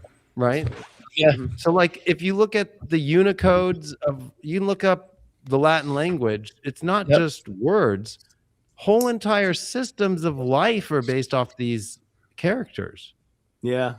Right? So like when you look up like Neptune, right? Like it's psi, PSI, and that's where this whole like with the psychics now, like the psi, right? That they're all remote viewing and stuff. That's all part of that glyph. And that's all the Unicode that deals with it. So the cute thing is also misleading people in how to do it off the wrong language. Right. Then it's even weirder that the British intelligence is Q. No, And then see, you can look it up. Type in like CNN, like CIA Q. There's always been a CIA Q department. The Brits have always tried to outsmart the world. That's always been their war thing. Always. They've always tried to outsmart the world, trick the world. And it's an astrologer who started it, John Dee, who was Agent 007. That's what his secret code was to Queen Elizabeth. Yep. Back in the 1500s. James Bond was based on a lot of truth. Yeah. Like I've always been a person who pays attention to the people who are not allowed to talk. Virtually anyone who talked about Q on the internet was completely blacklisted during that era, off of YouTube, off of everything. But do you think it was just but if it was all a psyop, that would be what you do. You would create the intent. You would create that myth that you're gonna, disappear in the night if you use it. But it doesn't. When you said Morgan, I'm like, yeah, there were a lot, but there was a lot that we're talking about Q that were still on, and like that was always coming up to me. So I'm like, why are these getting banned and shadow banned? But these specific ones are still running rampage and talking about the Q thing. They really did the whole ramp up in 2020 during COVID. Oh, totally. Right. Yeah. Well, I think it's the same. It's Q shaman, remember, and that he's the plan. It was perfect because, look, we all can agree that COVID was some sort of planned thing, and guaranteed. I think the human population was like, something's fishy about this. And so if you put in an answer to why it's fishy, you're going to win that. You're going to win that vote. Because it's a pandemic. It's a pandemic, but it's also real too. So because it's a pandemic that it didn't exist at all. I'm like, no, COVID is real. I had it 3 times, but it's also a pandemic. It was manufactured. They manufactured. Yes, I think people's breathings. Christopher, like if you think of like the whole like I can't breathe shit with George Floyd and all these other things, like the themes I can't breathe and COVID affected breathing. Like it was very parallel of the narratives of I can't breathe and COVID affected breathing, and you know what I mean? Well, I know. George Floyd ate all of his fentanyl, right? Yeah, but what was the phrase? That's how he died. But what I'm saying is, then the whole fentanyl deaths began the spike in 2020, and then it's like hundreds of thousands, a million people died in America over that 3 years on fentanyl. That's weird, and that's the other thing too. We'll just say it. CIA has been known to be the ones bringing the drugs into our country, right? And they were. So how does our drug supply get and they used all of a sudden? the 2003 Iraq War all the way into the 2010s to go get all the poppy to make the OxyContin. Yes. Then they pulled it from the shelves from people. Then they gave them heroin. Then they gave them fentanyl, and there was no heroin to be found. No. Then they give them OxyContin. Right. They make it a legit. They take the crop and they make it a legit pain medicine, and the whole country gets addicted to that pain medicine. Right. So if you think about it, like the Bushes, like especially with Dick Cheney, like that whole operation was insane. What they pulled off for themselves and their buddies and all the stuff we see now. But I'm just like to go back. I was thinking the whole narrative is like I can't breathe. I just think they infiltrate things. Breathe. Right? No. It's so keep saying it. That was cute. Oh yeah, it's such bad Hollywood writing. You're right. It's bad Hollywood writing. It's just so But is anybody paying attention? But that in conjunction with COVID, it's like it was all about the breathing shit. Back then, it was right before they put masks on everybody. But it was also you were supposed to quarantine, right? Nobody, if you were smart, you didn't. I think they were trying to. But I think they were trying to hypnotize us for George Floyd in America. It didn't matter. it was partly to hypnotize us, like to put us in this spell that we believe we're going to die. Like I said, you had nothing but commercials that you're going to die of something from drug commercials for years, being talked into us being sick, right? But take this medicine. What better way than to hypnotize us into creating that for ourselves by chanting, Correct. I can't read these protests. Correct. Like, just get it in people's consciousness. It becomes a mantra, you know? Because they know that what people believe becomes reality. And if you can hijack their beliefs, is what religion is. If you hijack beliefs, you can hijack the world. If they all believe in the same thing, then they're all going to be turning into puppets that manifest what you want them to manifest. That's disgusting. Yeah. Right. So I think what we've seen in Iran is a puppet, and they haven't. All they say is that his son has taken over as the Ayatollah, but that he's in bed and then he's incapacitated. That we're about to see a puppet there again, right? Like now with this whole Netanyahu thing and all of his AI stuff, like he's a puppet. Trump's a puppet. Like it's not the same Trump. I don't see Trump as a puppet. I don't see Netanyahu. Do you think Netanyahu? I think he's a very careful man because he's complicated. He's like, he's doing business with the mob. He's doing business with all the bad people, and I think he's like walking a fine line. But I get the feeling that Netanyahu is Netanyahu. I don't feel like I agree with you with Netanyahu, but Trump is definitely a puppet for the Israeli government. I've always felt that. Who can control Trump? No, we can't. No one can. I don't believe he's a puppet. You can't control this puppet. This guy, I mean, come he on, just can't be in the room. He's he looks like his daughter. He's influenced. If you look like his daughter, he might be influenced. Well, he might be. I'm saying that with Trump, it's like the whole idea of the Epstein files and the whole like honeypot thing. He's the poster boy for that. Who is Trump? Look, the reason why Christopher, I was saying that about Trump, right, is because look at all they had there fluffing with all these fake awards. Right, just do all this. We'll put you on, make you the best president ever, and so that's why I feel like he's heavily influenced and a puppet. Otherwise, you have to keep appeasing with this stupid award. Create this, what is it, America First award they just created for him to make him feel good. I'm putting Trump on I'm putting on a pedestal of being this great leader. I'm just saying he just seems like he's impossible to manage. Like I just don't. But that's how they're. My point is that's how they're managing him. They're feeding his ego, so he'd be the bad guy, the front man for all this agenda. Right? Could be. And so he's getting what he wants out of the process. So that's why I feel like they're managing him, how they're influencing him. You know. Well, and he's got a lot of cancer in his chart, even though he's a Uranian guy, and his daughter married Jared Kushner. That's fishy, right? If you think about the threats to him, it would be his family, right? And that's true. If you think about it, it's like you can keep your life, and the way that they rigged the election to make sure that he would lose, so his ego would be so pissed, even though he knew he won. That was intentional, to then 100%. Get him to have to sign away. Like, we'll make you president again. You can keep your life down here in Florida and keep your Mar-a-Lago and do what you want to the White House, but you have to do this Iran war. You have to do this and that's the way in. And you can keep your money with all the banks. You're right. You're right. Yeah. I don't believe for a minute the war is his stuff. I don't think he had. Correct, but I'm just saying that he sold out. Yes, I agree. So David, yeah, exactly. Scott, David just proved it right. He is a puppet there. He is. With the war in the military, I'm telling you. He is. But I'll tell you, Kennedy's, they talk about it in their diaries and things like that. You know, the military disobeyed orders many times that Kennedy had. The military thinks it. Well, that I think the biggest thing that I think will uncover more than aliens is the secret parts of our government that operate. Yes. That is military based, that is got alien technology, and that does not work for the good. And that's what the deep state really is. And the Q really brought to light, actually. Q brought that to light. Like, there's this, you know, there's these people that stay all the time, and they're going to decide who has the football briefcase or whatever. That was the whole thing that, that Biden never got the football briefcase or whatever, which is a good thing. Right. You know, he would have molested I it. feel deep state, the true deep state, like you're saying, is on his bike with that. I think they're just antagonizing, saying like, yeah, come find us out. They want us to try to catch them. I feel like it's gotten to that point because I feel teased by them, right? I feel like they're dangling.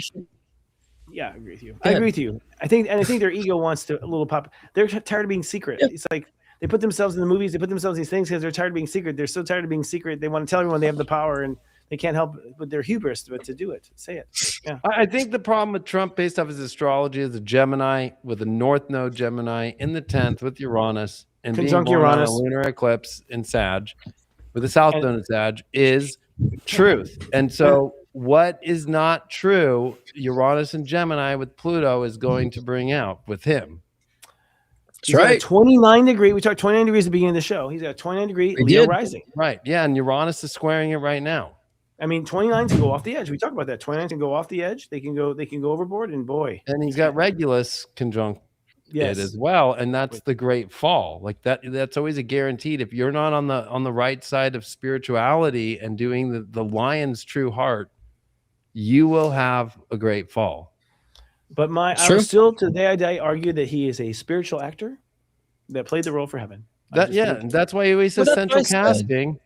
I think he's a disruptor. He was. I mean, the fact that Pete Hegseth is now the Secretary of War, right? Like going back to that, right? With his fucking tattoos of like, let's go be the fucking go back to the holy wars and be fucking on the old quest and shit. Like that's. But it makes sense that we would close the age of Pisces with the holy wars again, right? Like it seems like that's what I think's happening. Is I actually think Trump's playing Netanyahu in the end. I do too, actually. I think he plays an idiot because the Christians want that, the Muslims want that. I think the Christians and the Muslims are working together more. Actually, that's what the message from Iran was yesterday. Was that the Christians and the Muslims need to get out of this Zionist cabal and all. They actually said that in their fucking thing publicly. But the news won't read it out loud. Yeah, what is news anyway? Propaganda.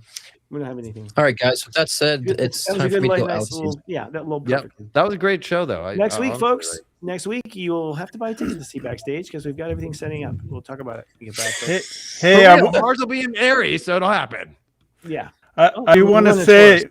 I want to say that we've had a solid over 400 people staying through this entire after show. That's so great. Thanks, awesome. 400 bots guys watching us.